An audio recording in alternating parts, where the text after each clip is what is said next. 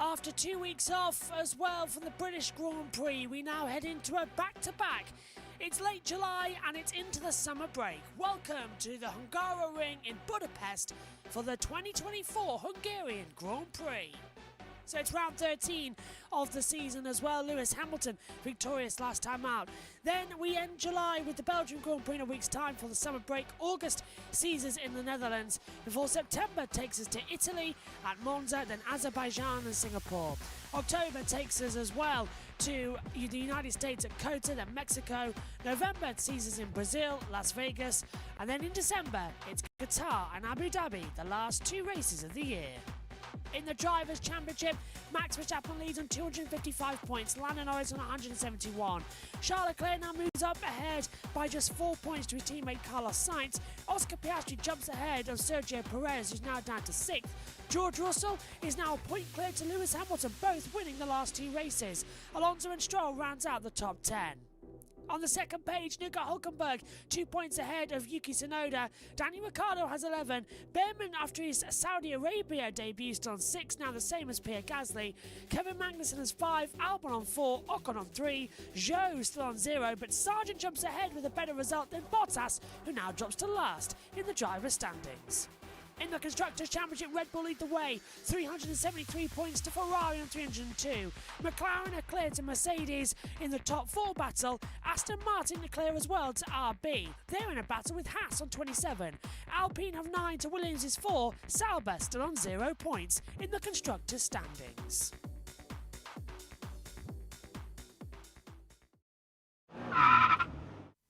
Let's take a look at the Hungaroring in Budapest. 2.738 miles, 14 turns in total. They describe this place as Monaco without the barriers. Just the 1 DRS zone and 14 corners, but it's a fan favourite.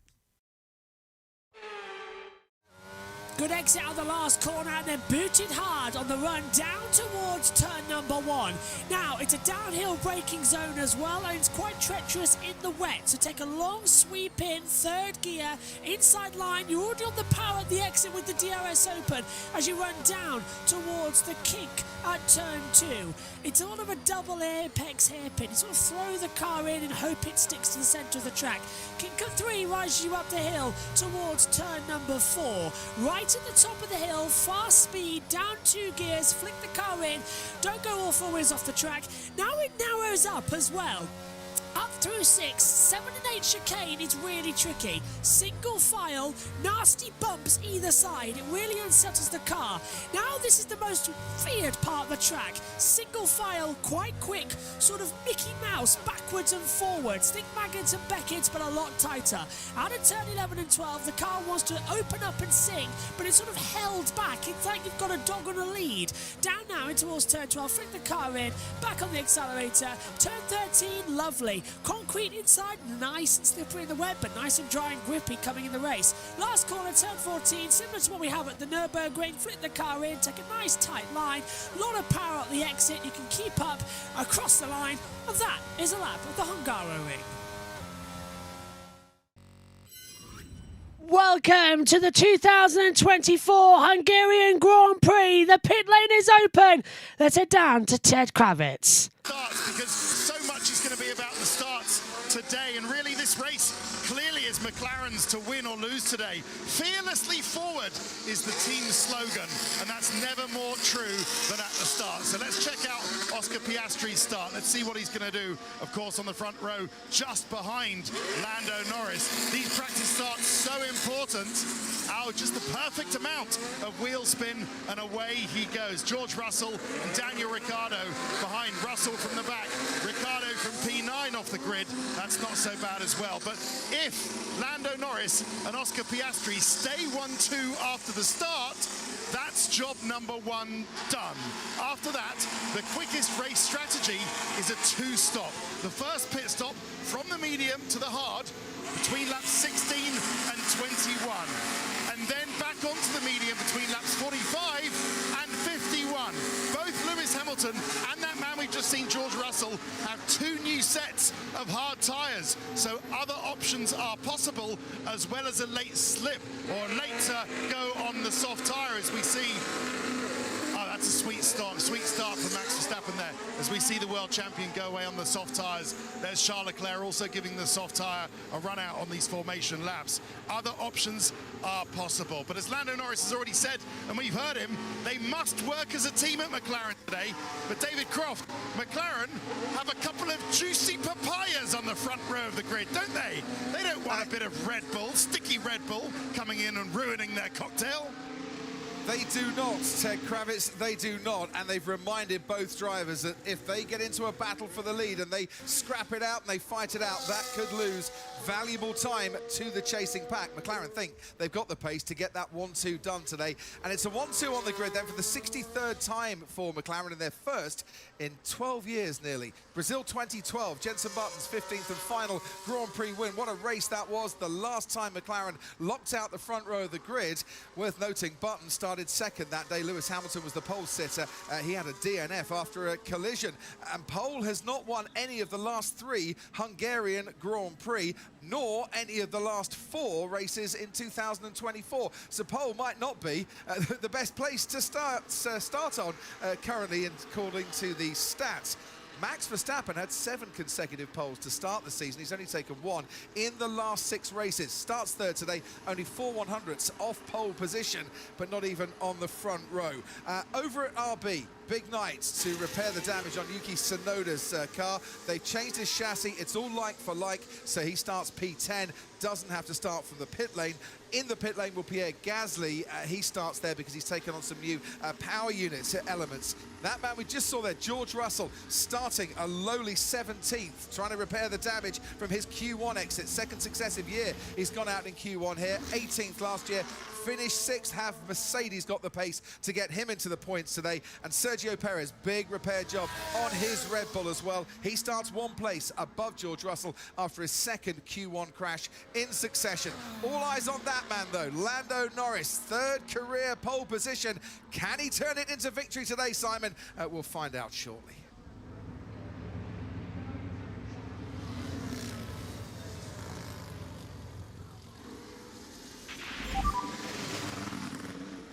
Well done, guys. Amazing job. Let's go for a very good race. Yeah, here we go.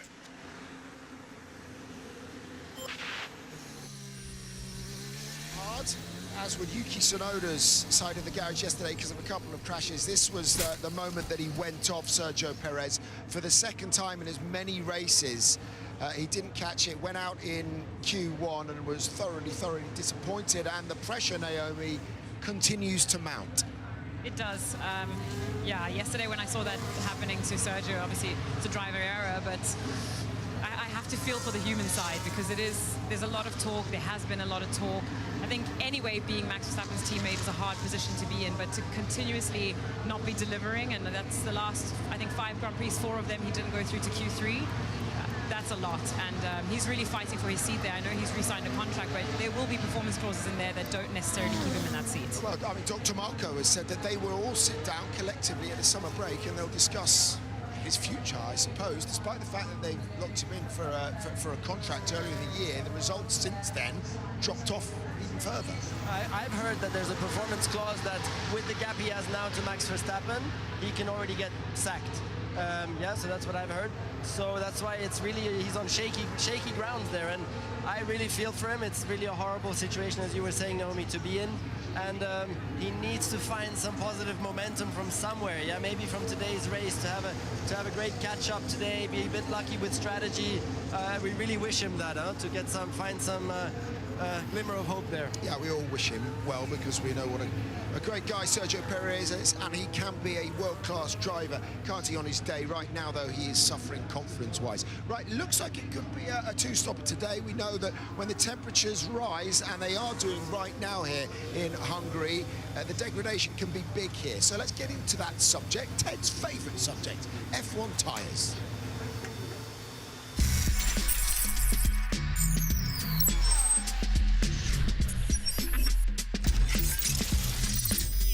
Now, if there's one thing I dislike about this job, it's having to talk about tyres. They're big, bulky, ugly things. Nobody really understands how they work. You can't see them actually sticking to the track, and they're almost impossible to get excited about. But they can, like last time out at Silverstone, often do decide who wins and who doesn't. So let's rattle through this and explain as many things as possible about tyres. Firstly, what are they made of? Well, they're not that different to your road car tyres. A mixture of natural and synthetic rubber, internal textile and metallic materials, but lighter to save weight for racing. Where are they made? Well, Pirelli make their motorsport tyres in factories in Romania, and they have a backup facility in Turkey. By regulation, the teams can only fill the tyres with nitrogen or dry air, and the use of any other gases is forbidden. And if you're wondering why they're not more low profile like your fancy road car tyres, they are lower profile than in the past, but the profile is now optimised for durability and stress control. And then there are the compounds. Pirelli have 5 dry weather compounds, snappily titled C1, 2, 3, 4 and 5. They bring 3 to each race. The softest ones give the most grip over a lap, but don't last as long, while the hardest in the range don't give as much grip, but they last much longer. Simple. F1 tyres can last anything between 50 and 300 miles, but once they're past their useful life, they're analysed, sent back to the UK, shredded and recycled. And finally, what is this tyre delta that the experts keep talking about? Well, the delta is a mathematical term to describe the difference in performance or lap time on a single lap between 2 tyre compounds. For example, the delta between the soft and the medium compound tyre here in Hungary is about half a second. And that's F1 Tyres Explained. There you go, a treat for all you tyre fans out there. Okay, let's get into the Aston Martins, because, bearing in mind where they were, I don't know, a year and a half ago, they'd fallen off. There's been a lot of talk about flexible front wings. That's going to be tested in FP1 when we get to Spa, because to various different extents, they're doing it up and down the grid, particularly the top 4 teams. But whatever they've changed is working for them this weekend, Nico. They've finally made a little bit of a step forward, even if Alonso is still 0.8 of a second off on one lap, which is a lot. But in terms of tires, since we just touched on that, they are actually in the worst position today, because they only have 1 new medium, 1 new hard. So they might need to run a used set then in the race, which is definitely not what you want to be doing. So strategy-wise, they're a little bit on the back foot compared to the others. But nevertheless, yes, I mean, a 7th and 8th place on the grid is a little bit of progress for them. In terms of you were speaking about flexible wings, right? So I just heard that McLaren is the one team who's doing that best. And it's the difference between aero balance, high speed, slow speed, you know, and if you flex that wing, you can really adapt that aero balance change. And once you nail that, it's just unlocking a huge amount of performance. So I've heard that they're the best at that. Yeah, whereas we understand earlier in the year, the FIA looked at theirs and perhaps were told, okay, you need to change that, and maybe that did affect their performance. What have you thought of Lance Stroll this year? I mean, on occasions, more than a few occasions, he's out-qualified Fernando Alonso. Not today, but is his performance generally, his consistency improving a little bit for you? It feels he has got some sort of, you know, this attitude where he wants to come back and do better. Last year, there was a lot of criticism around him and some of his performances and even his attitude at some points. So I think, you know, he's going to want to come back and correct that. He's re-signed a contract with the team, which was, you know, pretty much predictable anyway. But you want to be getting those results. And I think him and Fernando have been working really well together. Fernando's been very generous as a teammate to Lance. And And I think that's also showing a little bit here. But it's great to see the team sort of getting their stride back, because it hasn't been for a lack of updates over the last year that that they weren't performing. But this final update now, even though they came into this weekend comparing different setups on different cars and different upgrade packages, it seems like they found a little bit of a better spot. The team radio from Lando Norris.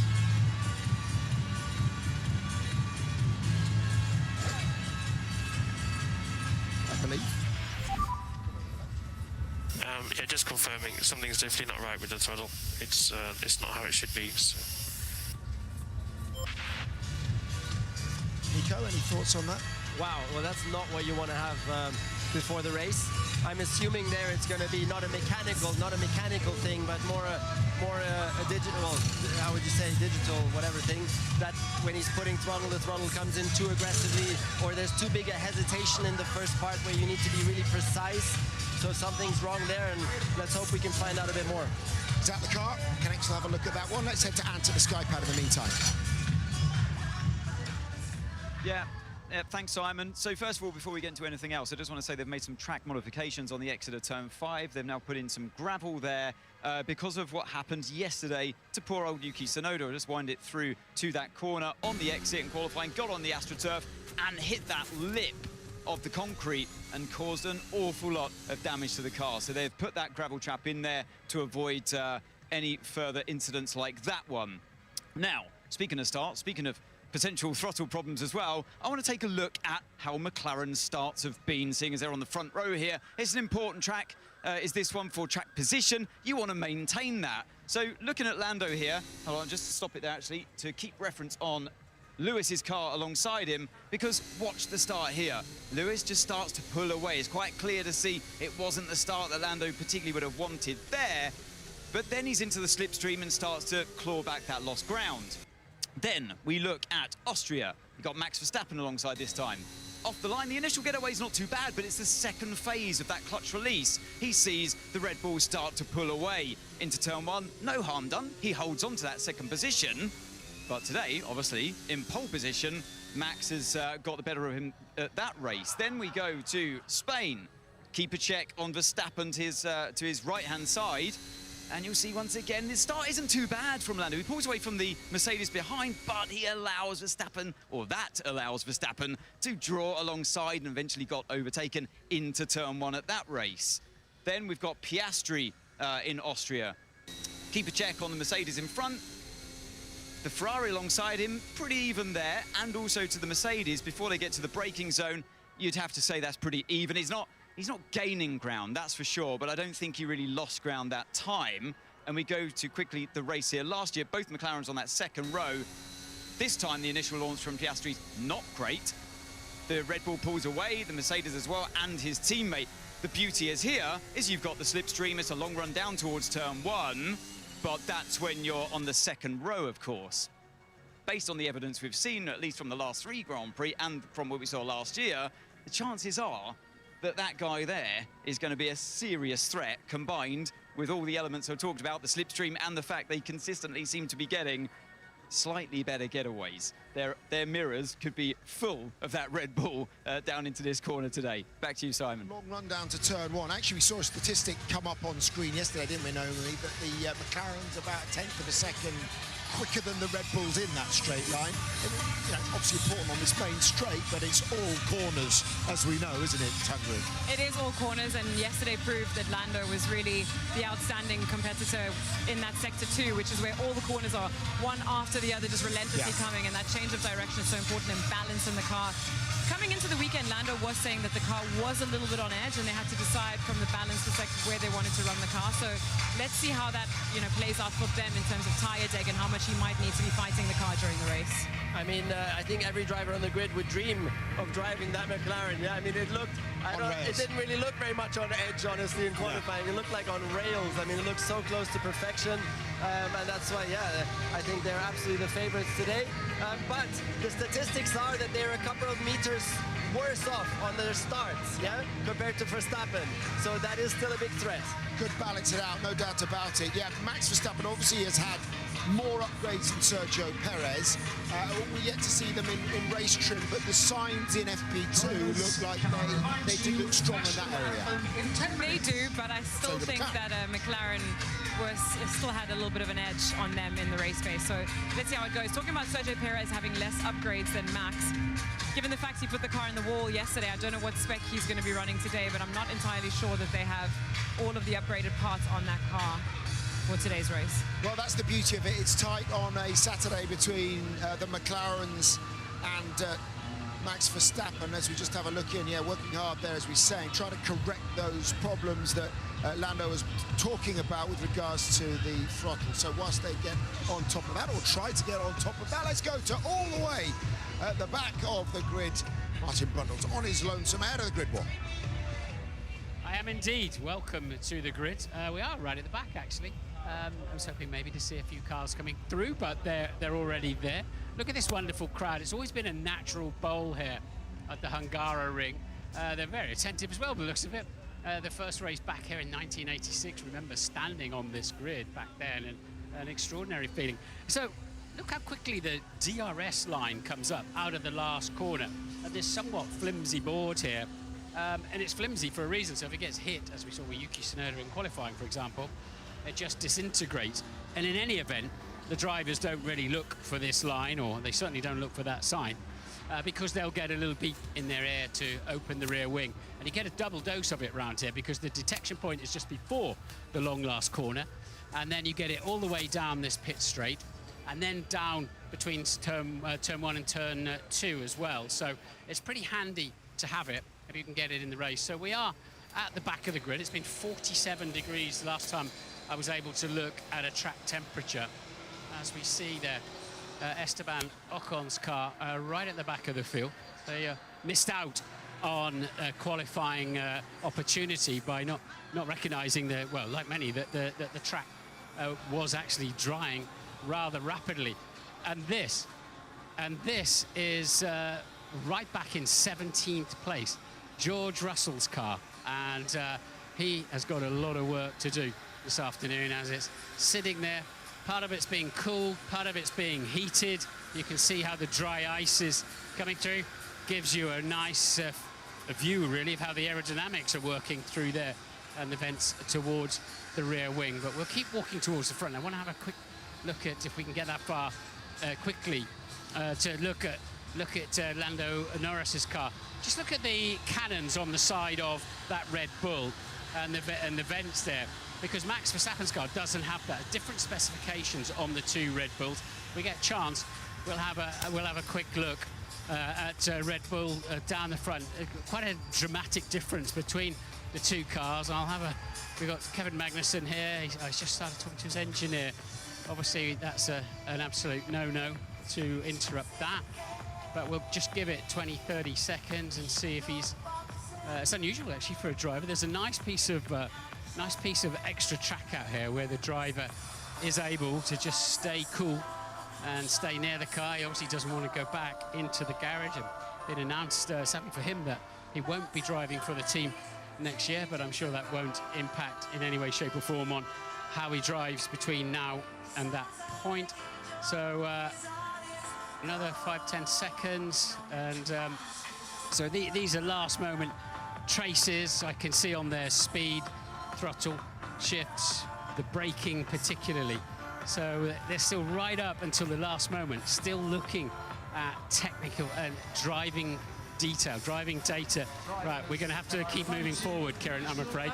And I absolutely, of course, will not interrupt that conversation. And yeah, it's quite a narrow track, Brenner. It's the fourth longest run.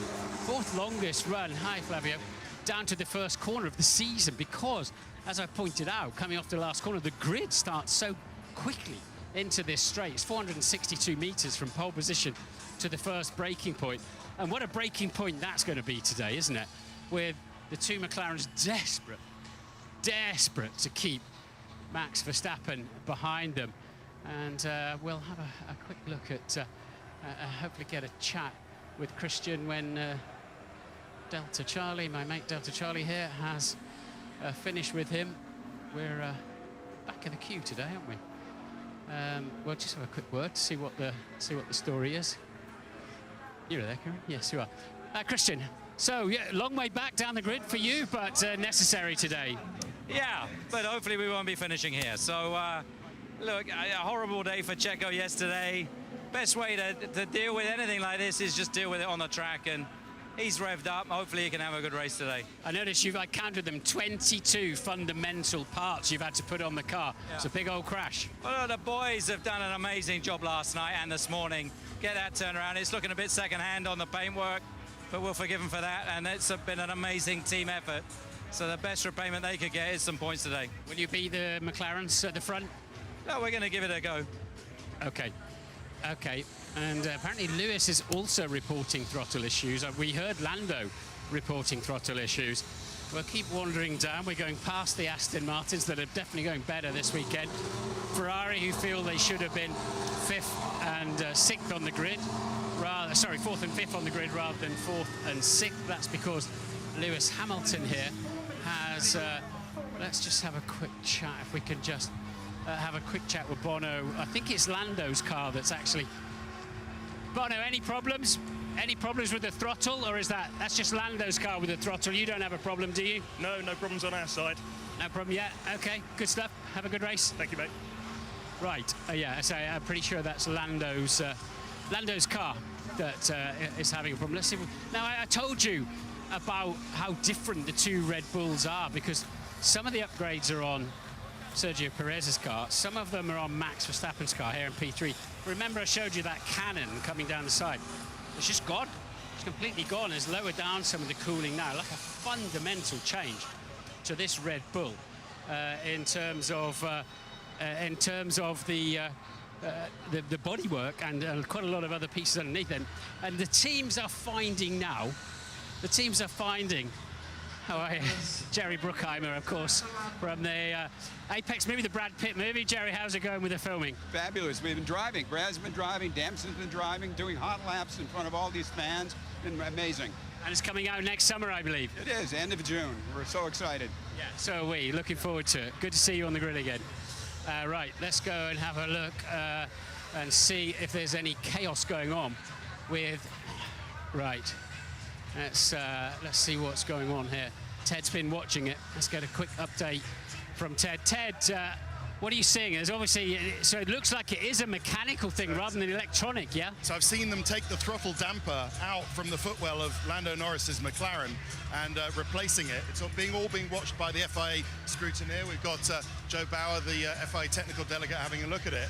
But this is a precise, you know how precise an item this is on the car and how crucial to the control of the throttle, especially around here, Martin. And for that to be changed at this late stage is concerning, to say the least. Yeah, and that's like having to paint your hallway through the letterbox, basically, to get in there. And we're going to come underneath the rope there now and see if we can have a quick chat with Joe Guan. You haven't seen him much on the grid lately. Joe, how's it going? It's going to be a hot afternoon. Yeah, I think we'll be a lot of deck today. A lot of tire management required, but let's see if we can take any opportunity going forward. Points make prizes. Good luck. Thank you. Drivers. Okay, well, we've got a... Here comes the Hulk. He doesn't usually say much. Hulk, how you doing? Happy with quality? Short, I'm in position now. I'm safe. Yeah, well, yeah, apparently, yeah, you're right. You got about a minute and a half, but so you got your cool pack on, and well, you're always cool anyway. I'll try to. Let's see what it is. Not an easy one. I think the Astons and the RBs are strong, so challenging one ahead. All right, have a good race. Good to see you. We're allowed to talk to drivers up to about 30 seconds before the anthem, so that's the time we've got. I did want to have a word. If Joe Bauer, Ted talked about Joe Bauer. He's the FIA. He's the FIA sort of technical policeman. It's his 62nd birthday day. Alex, how you doing? How's the track feeling out there? Warm. It feels okay. It's just obviously Friday, Saturday, Sunday. The weather's been so different. A lot of rear deck, so a lot of pit stops. All right, have a great race. So we're not allowed to talk to the drivers now as K-Mag strolls down to take his position behind the grid kids, which I've always thought was a lovely gesture. Lewis there too, taking up position. Drivers desperately trying to stay out of the sunshine as much as they can. Engage with the kids in front of them and have a chat. And we're now getting ready with the dignitaries on the front of the grid. It's time for the national anthem.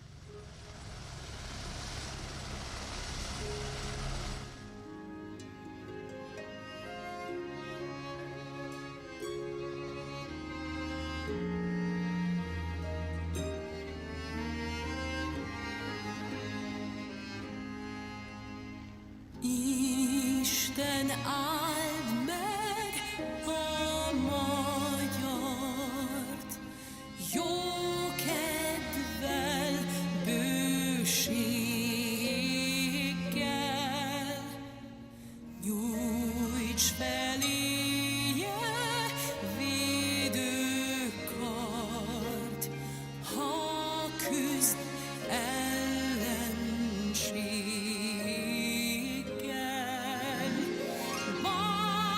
Sors, akit régen tép, hozd rá végesztendőt, megbűnhődte már ennél a múltat s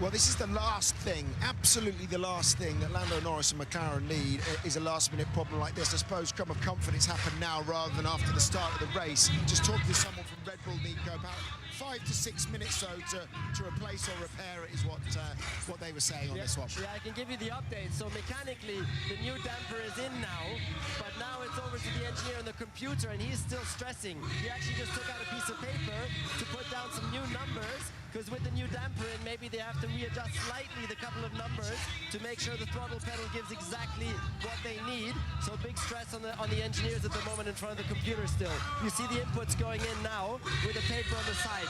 Lando talking to his race engineer.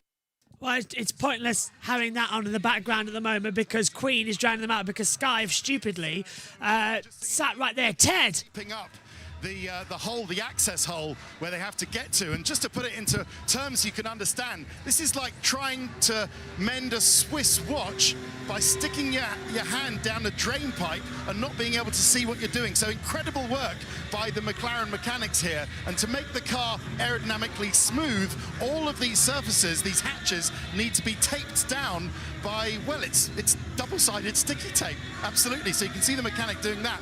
The engineers on the computers, the software guys that Nico talked about, absolutely correctly, starting to look a little less stressed now. I think they have all their calibration, their recalibration done. They wouldn't send Lando out into the race with something that they're completely unhappy with. And just finally, Simon, let's have a look at Lando himself.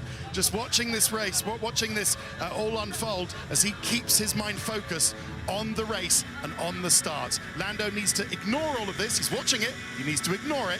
His focus needs to be on turn one. Much like Ted, you know, my concerns were for Lando there. I mean, he's got to be thinking about the start, the race ahead of him. You don't want this to be distracting you. But actually, as he just walked past us coming off of the national anthem, he was busy singing the lyrics to We Will Rock You. So he didn't seem too stressed at all. We're starting to see some of the engineers smiling. But again, we keep talking about this team being one that's, you know, a young team on the pit wall. They, you know, have some insecurities and some decision making. So at this point of the, you know, preparation ahead of the race, you don't want everybody to be focused on an issue like on the car like this. You want everyone to be cool, calm, collected, so they can focus on the job to do today. But these things happen. It looks like they may have solved it, and fingers crossed we can have a good race between the top three today. Yeah, a few people wiping their brows. They were a little bit furrowed, but it looks like they're going to be okay. Which way do you see this one going today, Nico? I put my money on Lando. He's in brilliant form, great car. He always has awesome race pace as well, especially also compared to Piastri. So my money is on him, but it won't be easy, and especially Max is going to be a big threat. I'm going to say Lando. He's had a few races this year that he deserved to win. I think this one will be another one of those. Let's see what happens. Well, let's hope they fixed it. It looks like they have, as Lando makes his final preparations, as they all do here on the grid. We cannot wait for this one. Hungarian Grand Prix in a moment. Really is going to be quite a fascinating Hungarian Grand Prix as well. So much intrigue, so much to keep an eye on and keep a cross on. It really is going to be quite fascinating to decide who is going to be where. Now, Pierre Gasly, he is starting from the pit lane. They have taken yet another new internal combustion engine and a new gearbox as well. So he is starting from the pit lane. Further to that as well, Yuki Tsunoda still starts in 10th position. Again, AlphaTauri managed to repair that car without breaking the penalty seal, which I think is just absolutely fantastic to keep into it as well. So, boy, it's been a busy couple of minutes or so, hasn't it, as well, to get everything sorted. We're just getting all set up here now in the commentary box as well. Speaking of which, Megan's been here. I don't know if she's said anything so far in the broadcast. She hasn't. I'll take that. She didn't cover it when it came in, so I'm just going to check it's okay. Yes, it is. Yep. Lovely glass of Coke. I had no way to cover it. Yeah, no way. Yes. Oh, well. Quick. Why is this more crowded than usual? What do you mean more crowded than usual? It's more crowded than usual. It's no more crowded than normal. It is. Ah, because you usually put your drink where my pens are. There. Happy now? Yes. Where's the hat? Where's the hat? The Lando hat. The Lando hat's inside. Shall we go get it? Well, let's see. He's on pole position. He's got a throttle issue, and every time we have it in the box at the moment, he doesn't seem to win. He won during his first win. Yeah, that's only because we went to get it. Every time it stayed in here, it hasn't really worked. Do you know, we were ill. So do you know what needs to happen if Lando's going to win again? We need to get ill. Well, that's... So we've been well of the other broadcast. Oh, well, that's one way to look at it. Yeah, but I'm not getting hand, foot and mouth again. That's one way to look at it. Thoughts coming in today then, Megan? Who's going to take the race win? One of the McLarens. I'm honestly kind of hoping for Piastri because obviously this is literally the race of first winners. So you're going for... I've also got an idea on Piastri. I generally do. Going forward and seeing what he looks like as well. I think that's going to be strong. No sign of Omi at the moment. I'm sure he'll pop in occasionally. But right now, this means that for the very first time since China earlier on this year in the sprint race, it's just me and Megan in the commentary box. There is nobody else here. So there's nobody to tell us off and there's nobody to go down to. So it's like the old days, isn't it? Yes. It's Shall I going go get us some food? No, we're fine. If it goes red flag, we might need it as well to come into it. It will. Oh, you're cheery, aren't you? I can't find. I'm being practical in the sense that we've seen how those straights go, and it is sending them every which way in that. Yeah. We're all set to go then for the Hungarian Grand Prix as well. It's so far in 2024, 6 winners in 12 races. Let's get ready for one more. It's the Hungarian Grand Prix. What a season we are having. Do you think we might see a few more victors? The defending champion on top here in Bahrain. It's victory for Carlos Sainz. Lando has landed. We did it, Will.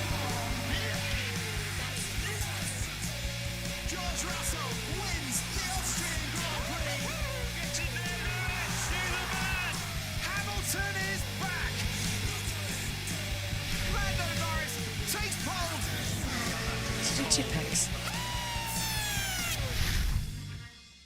Here it comes then. It's the Hungarian Grand Prix.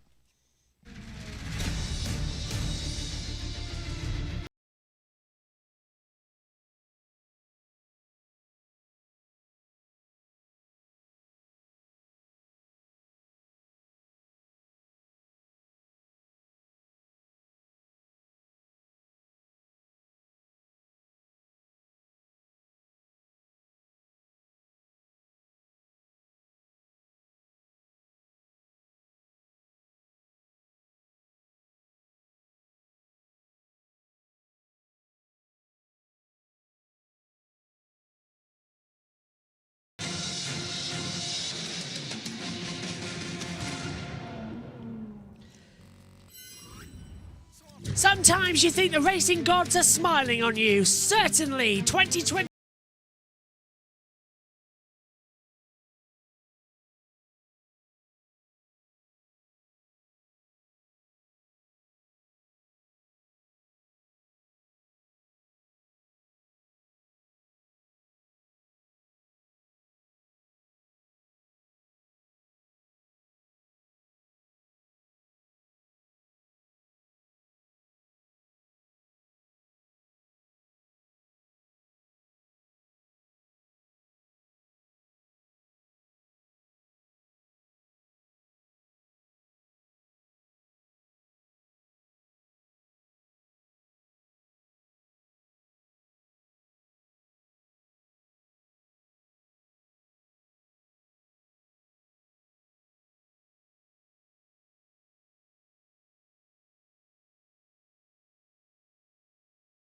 Looks even more magnificent is how the grid lines up. From the pit lane, Pierre Gasly as well. He's taken yet another internal combustion engine, but a mistake in qualifying from the Alpines mean they're at the back of the grid. Esteban Ocon not going out in the drier conditions. Zhou Guanyu in 18th, and the same for Mercedes. What were they playing at? George Russell lines up 17th on the grid.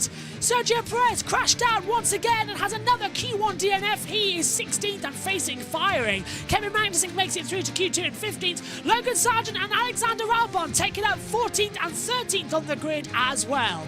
Valtteri Bottas gets it into 12th position with Nico Hülkenberg impressing again in that Haas. He lines up 11th on the grid. Row 5 is an all RB affair. Yuki Tsunoda crashed but car repaired. He starts 10th. Danny Ricciardo starts 9th. Aston Martin have row 4 with Lance Stroll in 8th and Fernando Alonso 7th. They weren't allowed to take part, so the FIA closed the gates after Tsunoda's crash. Gasly then as well moving further back as well to the pit. I've just been told he's having new tyres fitted, but then it's 6th for Leclerc with Hamilton in 5th. Carlos Sainz is 4th. Max Verstappen 3rd on the grid because only for the 3rd time in the modern era and only for the first time since 2012 it's a front row for McLaren lockout. Oscar Piastri 2nd. Lando Norris lines up on pole position. And we welcome you up to the commentary box for the first time today as well. Alongside me is Megan Birch, down the pit lane for us is Omi as well. And Megan, this is the big one. First time since Hungary 2012 we have a front row lockout for McLaren. It's here in Hungary.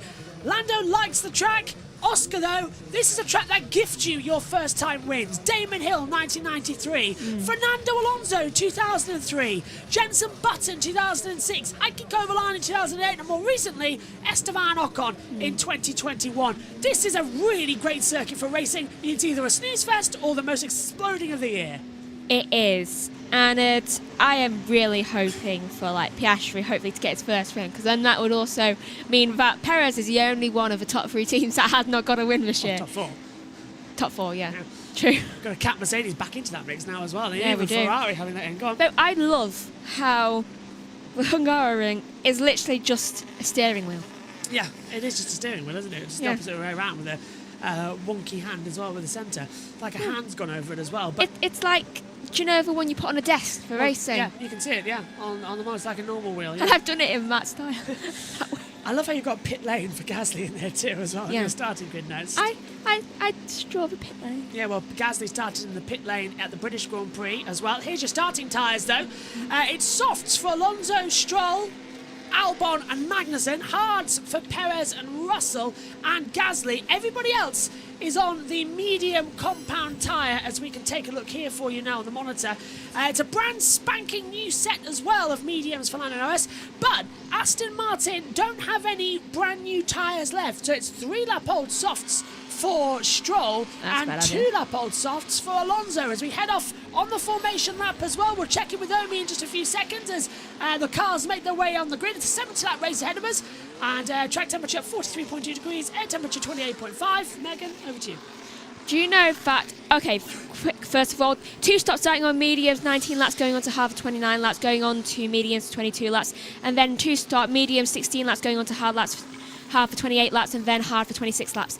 Do you know that Go on. For the past previous races, 5 of them, including this one, we have had at least one driver start from the pit lane each Yeah, time. we've not had the full field, have we? And there's problems on the grid. Sergio Perez is very slow away. So is George Russell, Zhou and Ocon and Gasly. They're all This still isn't the slow. pit lane. Yeah. It's the track. You can't just do a slow start. Yeah, they're all very, very, very slow away. This is the Federation, the FIA, the Federation International de Automobiles, celebrates its 120th anniversary today. Oh, I wonder if they're going to celebrate that with a penalty. Ocon, watch out. It's all right. It's all right. Michael Maz has been reported to the stewards, so it's fine. Let's check in with our pit reporter, Omi. Omi, what are you expecting here then ahead of the Hungarian Grand Prix here today?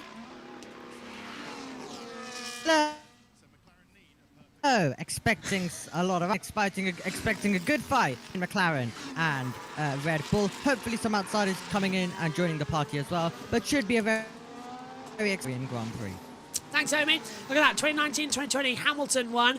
Ocon in 21 and Verstappen in 22 and 23. Ocon just sort of leaving out. In the past 10 years, though, Danny Ricciardo won here in 2014, Sebastian Vettel in 2015, Lewis Hamilton 2016, Sebastian Vettel 2017, Lewis Hamilton in 18, 19 and 20, Ocon 21, 22, 23 was Max. McLaren are the most victorious constructors here. They've won here 11 times, but haven't won here since 2012 when Lewis Hamilton won the Hungarian Grand Prix. They could have a chance of winning here today. I know, it just sort of all comes through together, doesn't it? Look at that, 310,000 people have attended the Hungarian Grand Prix throughout the weekend as well. Jeez.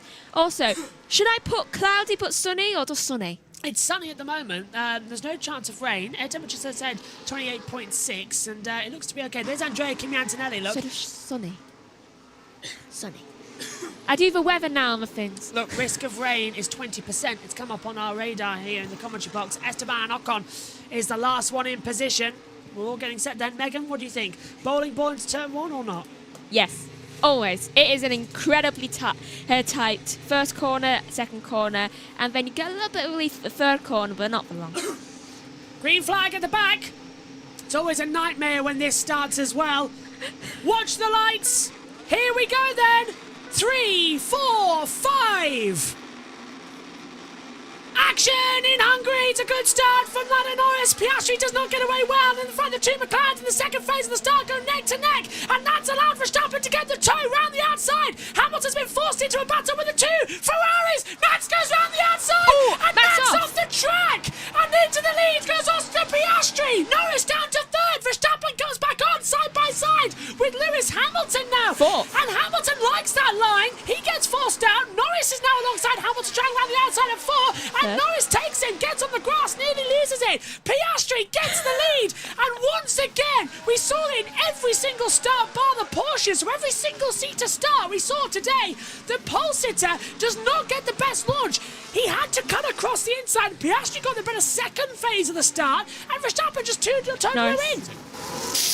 Max has to give the position. Max does have to give the position. He overtook off the track. Megan, what a start. He does. That was an impressive start, especially from Oscar Piastri. He saw, I think he calculated, he was just like, okay, so Lando is going to have to defend for me, but then he's going to have to really quickly defend for Max, so I'm going to have to really just like go down the middle just so that Max doesn't overtake, so then he overtakes. I am speaking really fast. Really long hold on the lights as well. Rebecca didn't press the button as quick as I thought. There's the F3 Roding Motorsport team leaving the field as well from the support paddock. They're not staying around to watch the Grand Prix. Probably best, but look at the grandstands, absolutely packed. And there is the sight of Oscar Piastri leading by 1.5 seconds to Max Verstappen, who may have to give the place back to Lando Norris, who's in third place. Hamilton fourth, Leclerc fifth, Alonso sixth. Here's the radio again. Yeah, he committed to the outside, so he would run off. And Perez with Sargent. Perez with Sargent side by side. Sargent makes that stick round the outside. Perez has lost 2 places on the start. It looks like the Red Bull upgrade can't race in the terms of mid-pack. It really does seem that way, which kind of makes me really hope that Verstappen just goes that little bit far down. Well, Piastri's kept that. He's increasing that gap. It's now 1.6 seconds at the moment as well. Norris is 2 seconds down. Turn 1 is involving Verstappen has been noted by the stewards for leaving the track and gaining an advantage. Ooh. So the stewards are going to be taking a look at this. They are listening as well. I think they finally figured out that McLaren seem to be becoming more dominant, so they're going to have to look out next season. There you go then. It's on the monitor as well. Leclerc's in DRS zone as well at the moment as they come into it. Omi in the... Let's hear from Max. Getting involved. I got forced off. I was ahead at the apex and he just opened the wheel, so I got forced off. Understood, Max. I mean, you literally committed to be outside. I could see from a mile off that you'd end up going off. I mean, as soon as you three went round that corner, which, by the way, you went in 3 abreast, that he was on the outside. You're going to go. Yeah. I mean, anyone would have. Max doesn't learn the mistakes, does he, that he's made before? Look at this from Charles Leclerc. He's got the DRS and Lewis Hamilton down. No, hang on. This is Carlos Sainz on Alonso into turn 1.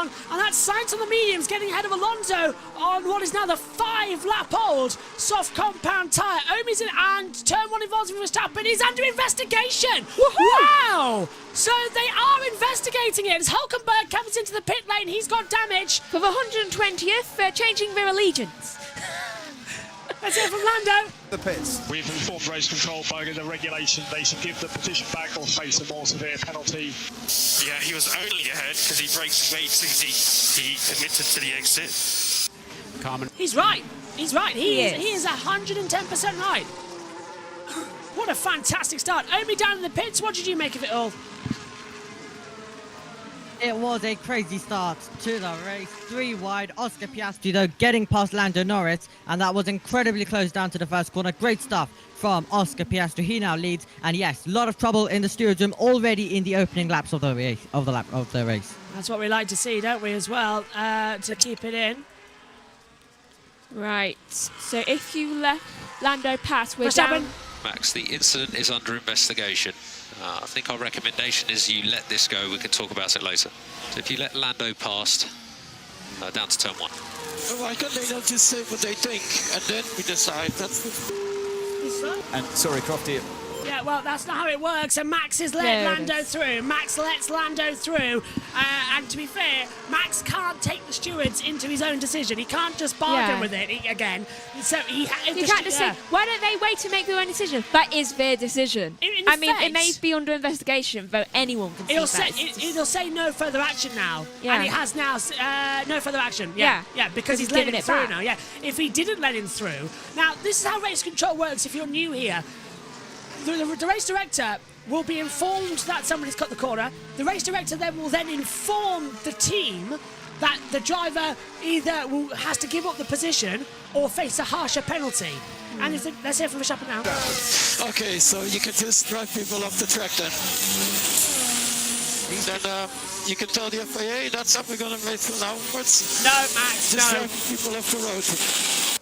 Well, in fairness, Max, you seem to take people off at every opportunity you can. I mean, you did it to Hamilton a few years ago. You did it to Lando a couple of races back. That's a point. So Max Verstappen is angry that he's made a mistake and forced himself off the track. And now he seems to be angry the fact that he's now saying that... This is ludicrous. Max The Verstappen, rules of the FIA are not yours, Max, to control. Max Verstappen. He's sounding like a child. Max Verstappen, the man who literally forces drivers off the track if they are going to beat him. Is whining when it gets done to him. It's whining when it gets done to him. But he didn't even get because it done of his to own him fault. because he did it himself, yeah. This is ludicrous from Max It's Verstappen. on show yesterday, blaming Perez. Well, here's the start. Talk us through it. Here's the 5th light as we see the lights go out. Right. Watch. Here we go. Both McLarens get an excellent getaway, but Oscar sees his opportunity and goes round the inside, so he knows exactly what he's doing there. He knows he can get round, though. Further down at the back of the field, what is that happening? We already talked through the front, so I'm not going to get into that. Though, see, Lando did nothing. Yeah. Further back at the field, I think we see a little bit of Hülkenberg contact. had some sort of damage because he came into the pit lane. Right, now let's watch on board with Lando. So Lando immediately goes over to defend from Piastri, gets a much better getaway. Max isn't even in his fault. No, look. Now he looks to Max, then he goes to defend into the braking zone. Max is round the outside. And Lando doesn't even turn the steering wheel to go anywhere near Max. He literally is just trying to keep on track himself. Yeah, Max was completely off the track of his own accord. Max didn't even start turning yet. This will give us an interesting angle from Piastri. Look at that. If anything, Lando should be done for blocking Piastri or towards the pit wall. Schumacher went to Barrichello in 2010. Exactly. Look, into turn 1. Gets a great getaway. There's nothing wrong with that. That's Yeah. fair. I want to see Max's point of view now. Because I want to see when he braked. Oh, but we don't get to see that, apparently. What a coincidence. I want to see when that man braked. Because let me guess. Hello, right. It was at the 100 meter. Just let's have a quick thing. The Versatiles here. Hello, I came from Formula E. Hello, Versatile. I hope you're enjoying it. Vince says, back with you guys again today. Nice to have you. Hopefully enjoying the commentary and the race so far. All right, Foster says, Max is not happy as usual when things don't go his way. The return of Verstappen. Well, that was in Austria, but yeah. Max is not having great time, is he? When was the last time Max won? Spain, wasn't it? It wasn't the last 2 races, so 3 races. Spain, yeah. Yeah. Catalonia. Yeah, and the fact that he seems to have constant contact with Lando nowadays. But the thing is, he keeps going after Lando. Yeah, he's let Piastri go now, look. 2.4 seconds Piastri has to Norris. Logan Sargent's been told that the safety car window is open. Oh no, last time that he was told the safety car window's open, he took that as an opportunity to cause one. He did. He always does. Yeah. He's on a smooth, and he's into that's Albon into the pit lane. He's preparing. Hang on, Magnussen's in 2. He's preparing for his inevitable teammate of crashing. Magnussen locks up. Hang on, several cars into the pit lane. This is very early for a pit stop here. Why are you all going into the pit lane? Oh no, I think they all sense Sargent about to do something. So it's Albon, Magnussen and Ocon into the pit lane. Hard tyres on for Albon. 3 seconds. Magnussen puts on hard tyres. Now it's a 2-stop race as we heard. So they really have only taken it to lap 7, haven't they? They want as much time on the hard tyres as possible. Yeah, they do. But the top 6 are on, coincidentally, 6-lap-old mediums. Brand new, yeah. So I wonder how Leclerc would feel knowing that his adoptive son is leading the race. Something else has just flashed up on the monitor now from race control. That took a while to come through. There's no further action from Max Verstappen, but it's a separate thing that flashed up and then it went up and then came away again. It was involving Verstappen. Probably, please don't whine. I hope it's not track limits already. If he's been doing that, like, you only get 3 track limit warnings before you get the black and white flag, and then if you do it again, you get a penalty. We're thinking of stopping from Fernando Alonso. You better mean pit stop. Well, yeah, it's only now. There's nothing wrong with the car. So the top 6 are separated by 3.6 seconds. No, 10.3 seconds. Yeah. And there's Russell out of position. Into the pit lane comes Alonso, also Danny Ricciardo now. So they started, well, Alonso was on, well, actually, Ricciardo's on medium, isn't he? Yeah, he's on medium. And who's that stopping ahead? Is that Alonso? I think he just doesn't feel comfortable knowing the... Oh, he's going on to the softs. No, hards. Yeah. I got mixed up because I saw the red Soft inside. came off for Alonso, hard went on, but Ricciardo started on the medium, so he's come off mediums, gone on hards. Is this Zhou? Yeah, Zhou's in 2 from last, and he changes it. He was on medium 8-lap old, so moves on to hard tyres now, yeah. They were wanting a lot of time on their hands, so that suggests that they are going for the second option of 2 stops. That is... Magnussen. Yeah. Around the outside of Ricciardo at turn 2. Well, Ricciardo's just gone to the pit lane, so he's got no traction. That's why we're not shouting about it like it's a great move. It was fantastic around the outside. Easy overtake. Yeah, but it's an easy one. It's like candy from a baby at that point as well. It's like, actually, I'm going to take that back. Have you ever tried to take everything off Zara? Yes. Death grip. Why do they say candy like a baby? It's not easy. If the baby's asleep, maybe, but... No, I don't think so. Not with Zara. I mean, I'm pretty sure when she's old enough, she's going to have that TV remote constantly in her hands and running about. She's trying to crawl to grab it as well. Exactly. That's the only thing she properly calls to. Oh, but look at the hard tyre. Russell started on a brand new set, didn't he? Let's have a look. He's in 10, 7-up. Yeah, the hard tyre's already started graining, look, on the left side. It is. Well, that's because he was told by the team to, yeah, you can start pushing those fronts now. Yeah, and he's getting it wrong. Yeah. Hang on. B-Bal-B for Max Verstappen. Don't know what that's about. He's trying to make the BB-8 noise. Either that, or he really is just now annoyed. He's gone into droid mode. His true dream is becoming a droid for Anakin Skywalker. Well, Max Verstappen was taking part in the virtual Spa 24 hours last night. Did anyone like to have a guess what time he went to bed here in Hungary? 8? 4 a.m. 4 a.m. 4 a.m. No wonder he's cranky. And yeah, he had to get up early to go to the circuit. He's cranky. For comparison, the commentators wake up at 5:30 to get to the track for 7. He'd been asleep. 1 sleep cycle by then. Yeah. So, but Max also gets driven in. But I probably slept in the car. I wouldn't do that. Max just doesn't switch off. But now he's angry. But maybe he wouldn't whine as much if he got a full 8 hours. Max cranky Stappen. Yes. It's like at a certain time, it's like, Max, go to bed. But I just want to do this. No. Do you think Kelly has to take care of 2 kids? Yes. Penelope and Max. And I don't know. Max is down for bed for 5 more minutes. He's just like, this is where P learns this. It wouldn't surprise me as well. But I hope Max did get enough sleep. Otherwise, P, it's when not she's great. old enough to say, but I'm taking part in a race.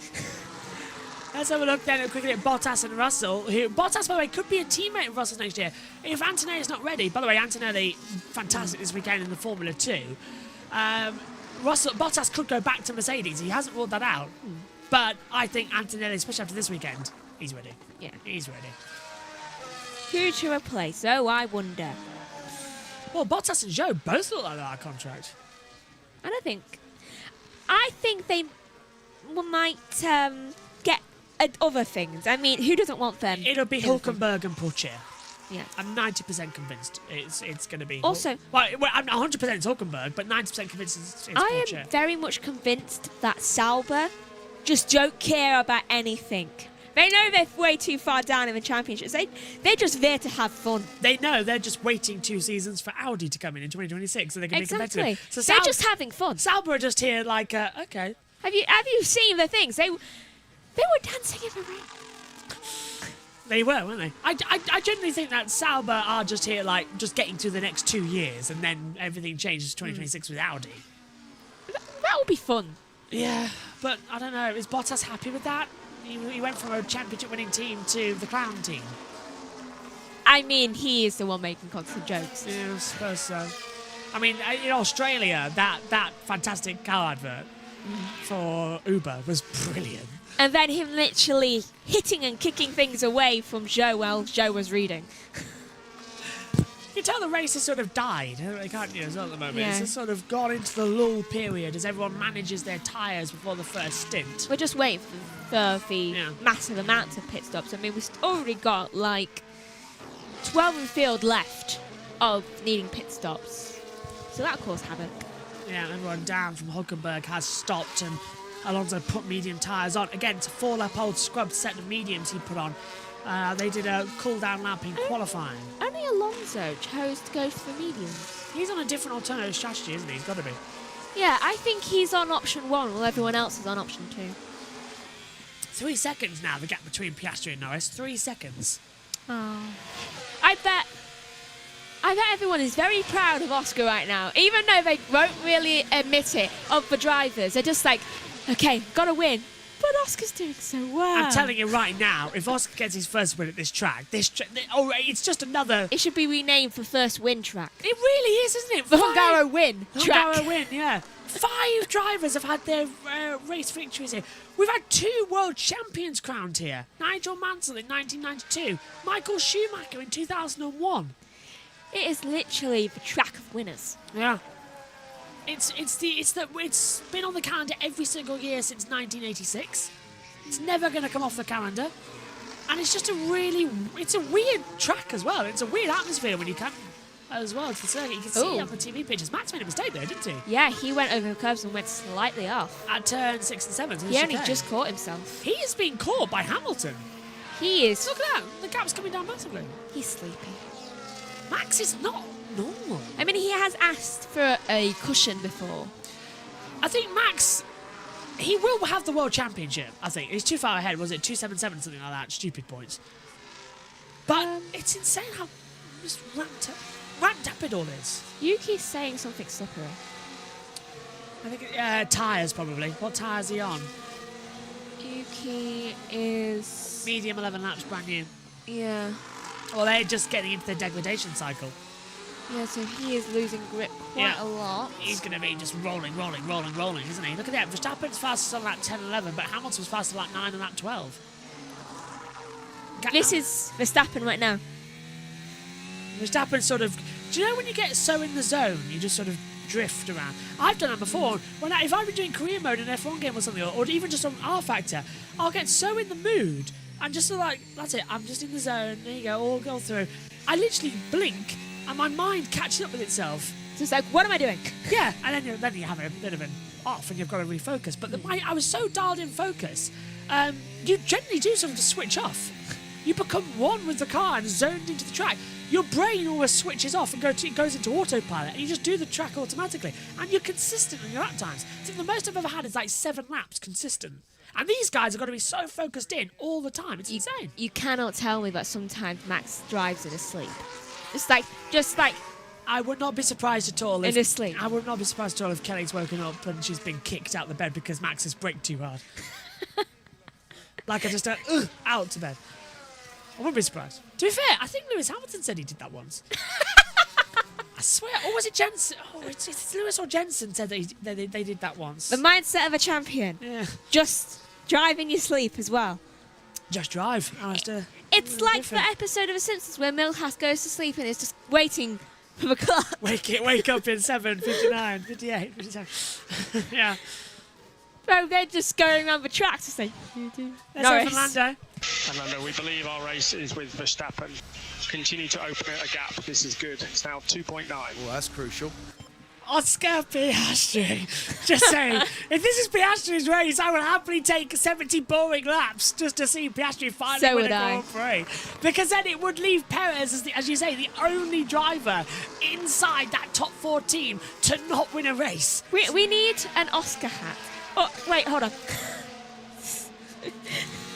Just going to draw an 81. Well, at least use something else. Have we got a Sharpie? Why don't we have any black Sharpies in here? I don't know. We got a thingy pen, but it's a thingy one. I'll just colour it in. Perez is putting pressure on Russell for 10th. We're on board with him now. And he's coming into turn 10, 11, 12 through the Mickey Mouse section. Philip says temps down in commentary box today, 70s outside. Do you know, I am in a t-shirt and shorts, checkered flag shorts by the way, same as yesterday. And it's the most casual I've been in the commentary box for commentating on a Grand Prix in a long, long time. But you know, I'm very cool today. At the moment, Lance is about a second behind us if he pits, and Sonoda's about 3.5 behind us. Yeah, I don't want to know, man. I know. We lost the race with everybody. Fernando is furious he's lost this race. He's in 14th because he Did he expect to win? Don't know. Stroll's in 8th. Stroll's in 8th. He's into the pit lane now. I love Fernando, but you don't have a great car, mate. Did have last year. Yeah, and then they ruined it. Yeah, they did. They just completely ruined it. And Stroll's the teammate. They were just like, we've got such a good car last year. And it's like, yeah, you're making progress this year. We've got such a good car. Really? Yeah. Alonso has passed him. He's now moved up into 13th. So Bez Aston's now out of the points. In fact, Stroll is battling with Danny Ricciardo coming out of the pit lane now as well. Yeah, and in fact, Ricciardo's going to have to go around the outside to turn 2. Stroll's gone defensive. The reason I'm a bit worried here is that Lance Stroll's wheel-to-wheel tactics are questionable at best as they come out of turn 3 up the hill to turn 4. Yeah, that's the truth. But yeah, Ricciardo gets through okay. Yeah, it's 20 degrees. We're in our commentary box area. We've got the door open. There is some sun, isn't there, Megan? But there's a few cloud cover, which we like. Yeah, so it makes us feel more at home as Brits. Yeah, it's warm. But not too warm. There's a nice breeze coming through. So, yeah, we're fine today. Compared to the other 2 days where it was 28 degrees and 50 degrees in the commentary box, and we're like, at the end of the day, like... Literally, last night... I was sick coming into the box this morning because I ate stroke. Last night I woke up. I don't remember what time it was. She woke me up at 2:30 in the morning with a packet of crisps. I was sweating. I was completely sweating. I was just like, what time is it? I got home at 1:30. Yeah, and I'd fallen asleep before that. Here's Lance Stroll. I'll get you to what tire's top 5 on in a second because Lance Stroll's coming to pit lane. He's had a slow stop here. What's Lance done? Oh, the front left stuck. So that's why it was a 4.1 second stop. Right. Sorry, we had yellow. I had to double check that you were home. Yes. Here's the tyres then for everybody. Now, the top 8 are on medium tyres. The top 11 are yet to stop in this race as Alonso passes Hülkenberg for 12th. No, sorry, I correct myself. It's Stroll passing Magnussen for 15th. They're two together on the circuit, so it's hard to tell from a long camera lens that we were looking at. Oh, that's annoying. Yeah, so there's the tyre information at the moment as to who's running what.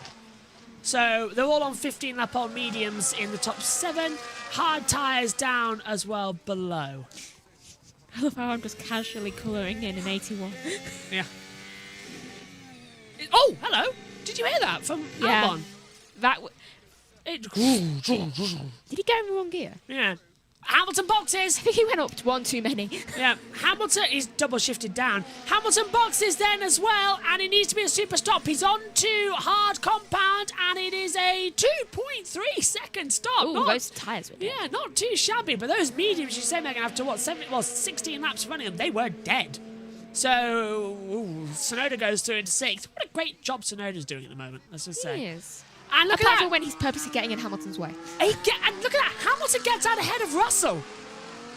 Now, doesn't that tell you that starting Russell and Perez in the hard tyre were the wrong call? Because they're too far back. Yes, agreed. But guess who's in front of Hamilton? Oh, it's Tsunoda again. Bottas gets a 2.8 second stop. Lando in the pit lane. Pit it. 100% pace, please. 100% pace.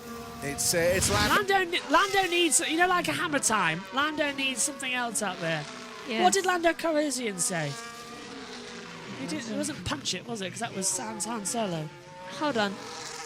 I'll look up. Box for Norris. So that's why he's been told 100%. Gasly has had a lap time deleted for track limits. Into the pit lane comes Lando Norris. Now, interesting enough, McLaren did not box Piastri first, and Lando runs a little bit over the exit curb, locks up on pit entry. Now, That's happening a lot. Did he get down to minimum pit lane speed limit of 80 kilometers an hour? I'm sure he did. Now, don't go long in your box this time, London, like you did at Silverstone, and it's a huge set of hard tyres, but it was slow on the front right there.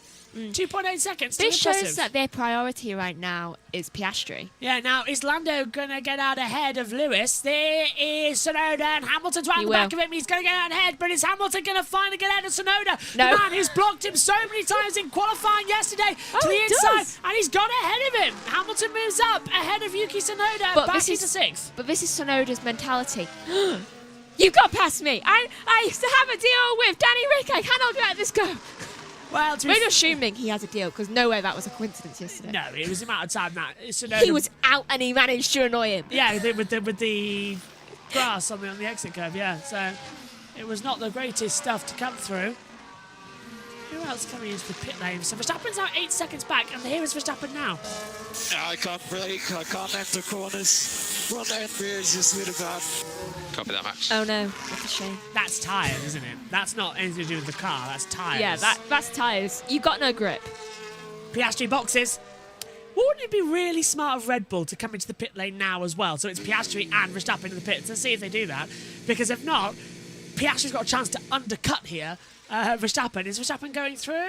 Yeah, Verstappen's going to take the lead of the race. Now, got to be a super stop here for McLaren, and it is very good. 2.5 seconds. Ooh. Good job, boys. Now, does Piastri get ahead of Norris? Well, he's going to come out behind the two Ferraris. Lando's coming out the start line now. Piastri's exiting the pit lane. Yes, he does. Yes, he does. And Hamilton set the fastest lap of the race at 1:23.350. So it's advantage Oscar. Both of them right now are saying in their heads, the status quo. We're back together. Lando likes to win. Oscar wants to go for his first win here. Oscar even said yesterday, we're just going to battle it out for first. We just want to be... At least 1 and 2 will battle for first. See who gets that one. Well, they are net leaders at the moment. Verstappen now is the lead, but he is 12 seconds to Piastri. Unless it's a virtual safety car or something. This is Piastri's. It is. Red Bull don't look too worried yet. That one does. Oh, I tell you about it. My beard's annoying me. I'm halfway through colouring in the 8. You're done by the end of the race? Yeah. Just in time. Kind of we're thinking, is that now either a blessing or a curse? What, getting ahead? Because look, Max is... What's the gap between Max and Piastri now? 11 seconds. Piastri's bringing it down. If Max has no grip up there, why are they leaving him out? Red Bull are usually good at this strategy malarkey. Why are they now leaving him out? Because everyone's faster than him. Look at that, 24.5. Everybody who's stopped is faster than him. Yeah, speed trap's low as well. 284 mile an hour. Oh my. In fact, Max is the slowest in the speed trap of everyone. What? Oh, what is wrong with him? He's sleepy. I'm just saying. Sleepy. I'm genuinely concerned there because in the speed trap, Max is at 284. Everybody else is faster than him. By at least 3. I don't often get to say this and mean it. Max Verstappen is the slowest driver on the track. And Hannah Schmitz, the principal strategy engineer at Red Bull, Hannah looks a bit worried. She does. And so does GP. They're just like, what do we do? What do we do? It's like Max is gonna... It's like Peter Griffin. For every lap I do not pit, I will smash one window. Let's hear from Lewis Hamilton. That's the hards, which is Piastri just gone on to, and Norris. Lando has a different philosophy when it comes to Hungary. Every time Max wins, I shall smash one trophy. That's true. That trophy livery last year, by the way, he's now wearing as a helmet, as you've noticed. Yeah. He's just like, if I crash, I break another. No, he's going to do the Dower wall trip. When Dower won the Daytona 500 again, he took his helmet and jumped and smashed it on the floor because he's just had a kid as well. So Lando's going to do that. Just get the helmet, smash it on the floor and jump around. Just look into Max's eyes, just like, yeah. The Dower wall trip impression. 21 laps of 70, 50 to go. Let's hear from Charles Leclerc. Oh, God. Copy. What do you think? We're on plan C now, everybody. It's got Where was B and A? British Airways, well, they're always in trouble, so there you go. So we're on plan C now for Ferrari. The deck is too high. Just keep driving like this so we can open the tail, says Charles Leclerc and his engineer. Are they just looking at Leo and thinking? They've got Leo, yeah. It's like, okay, that's a good strategy. Verstappen, box, Verstappen to box. And the gap is 10 seconds to Piastri. And Ferrari are coming in too. And is it Carlos Sainz or is it Charles Leclerc's engineers? You can never quite tell. It's the same pit crew for both cars. It's the same pit crew for both cars. Sainz is box. So Charles Leclerc takes the lead of the Hungarian Grand Prix. And it's a slow stop for Red Bull. It's a really slow stop for Red Bull. That's like a 5.5. 3 seconds. The rear left and the front right, both too slow. Here comes Carlos Sainz in now as well. Brand new set of hard tyres. That's how you do it, Ferrari. Yeah. 2.5. And here comes, now Norris and Piastri got ahead, Hamilton's got ahead too, Tsunoda gets ahead, and Sainz going to come out behind Sergio Perez. Wow. Have you seen that both Leclerc and Hamilton have been introducing their dogs to each other? Just like, you're going to get along quite well. You're going to be stuck with each other for a year. Yes. They seem to get on. 2 years. 2-year contract. They seem to get on quite well, though. Yeah. That's good. Lewis got a 2-year contract with Ferrari. I think he'll call it a day after that. Yeah. Personally. While Verstappen will be fuming, Paul says, I think McLaren prioritise whoever is winning. They are certainly doing that now. But it's like, okay, you're winning. Go first. Max Verstappen. I'm not even in Hungary, and I can sense he's foaming at the mouth. Max Verstappen with rabies at the moment. It's like, he'll be biting Christian Horner's neck in no time. No, he's just sleeping. It's drool. It just looks like Max's head's sort of laying on the side of the car if you look at it. It's not just a G-force. He's not awake right now. This is his sleep driving. It does generally look like Max is just resting his head on the side pods. Something that tells me he's been skipping G-force training. Yes, he has. Like, can't turn. Kelly just comes into the room. You do realise you're meant to be training right now, am I? I'm training in a sense. Put P on my shoulders out there. Penelope before anybody else takes that out of context, I just thought. Look at this, Hamilton, 16 laps on the mediums, then 6 laps on the hard. Verstappen, 21 laps on the mediums, then he's gone on to hard tyres now. But it's Hamilton with the fastest lap. It's a 1:23.18. Leclerc. Oh. Yep, this is really good driving. So Leclerc's now saying He's that's really getting good drive. praised now because he's been doing so poorly in the past few races. Well, this is the first time Charles Leclerc's led a Grand Prix since Monaco, so I think we should sort of go with that. But can I just point out the fact he's on 22 up on medium tyres, has yet to stop, and Piastri's closing him down quicker than Roscoe when he's told it's dinner time. Yeah, true. Or Leo when he shot off down the paddock when he first got here. Did he? He shot off down the paddock when he first got here. He as was well. like, I know where to go. He didn't. He ended up at Haas, I think. Right, the opposite end of the pit lane. He went where he was happy. Box, Leclerc. Box, Leclerc. Oh, that was a late call, wasn't it? He didn't come into the entry Tyres line. are... Leclerc's words. Tyres are not good. I'm expecting a lock-up at pit entry. No, he's got it down nicely. So Oscar Piastri once again takes the lead of the Hungarian Grand Prix with Lando Norris in second. And it's up to the mechanics now to do a really super stop. It's a slow stop for Leclerc.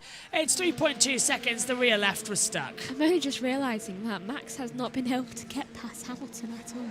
No, not all day. He's just like, why are you so hard to get past? I've got my mojo back. 1:22.769, Verstappen's fastest lap now overall. Side by side, Sainz passes Perez. Perez yet to stop, Sainz has. So the hard tyres now is a signal that anybody who starts on those hard tyres, they're now a liability. Tsunoda's done 23 laps on these mediums as well. That is super impressive. It is. And he's not even complaining. No, he's not. Then again, it's Yuki Tsunoda. When, Tsunoda stay out, I think I just saw on that. Yeah, that was Williams saying, Tsunoda stayed out. Yeah, where is he at the moment? He's up to 6th. If he gets a safety car here, Tsunoda's going to be in a really good position as Alonso has a sniff at Hülkenberg into turn 4. Can't really jump ahead. That's why Leo shot off down the paddock. Werewolf. Now into turns 6, 7, the chicane, and 8 and 9. This is the only track on the F1 calendar where we have A's. We have turn 1 and then turn 1A, and turn 12 and turn 12A. Jeez. Yeah, we have A's and B's on this circuit as well, for some unknown reason.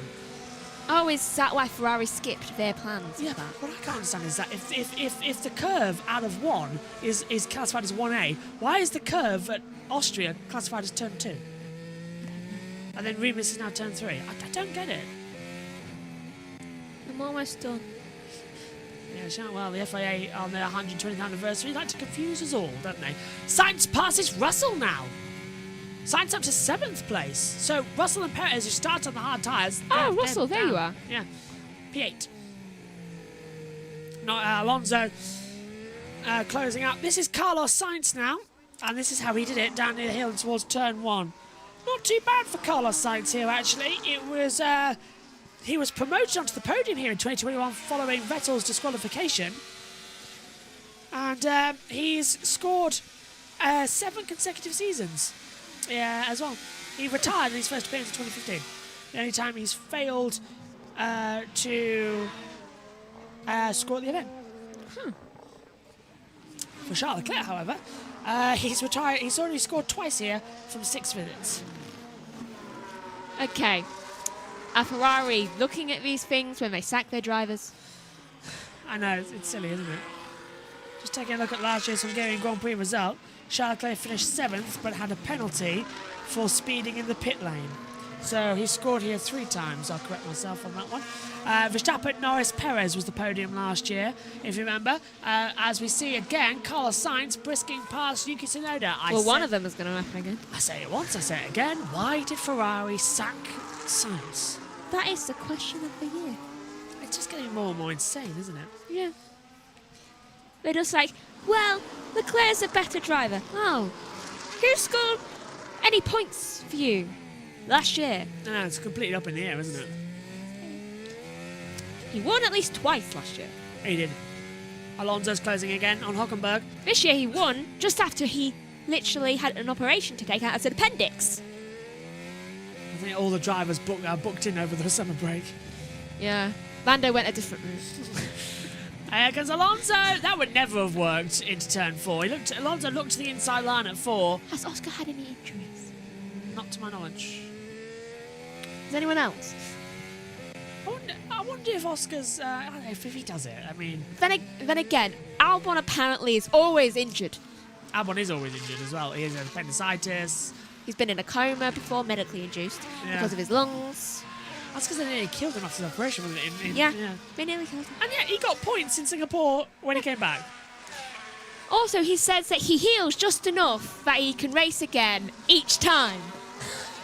And then he completely wrecks himself. I'm generally worried for Albon.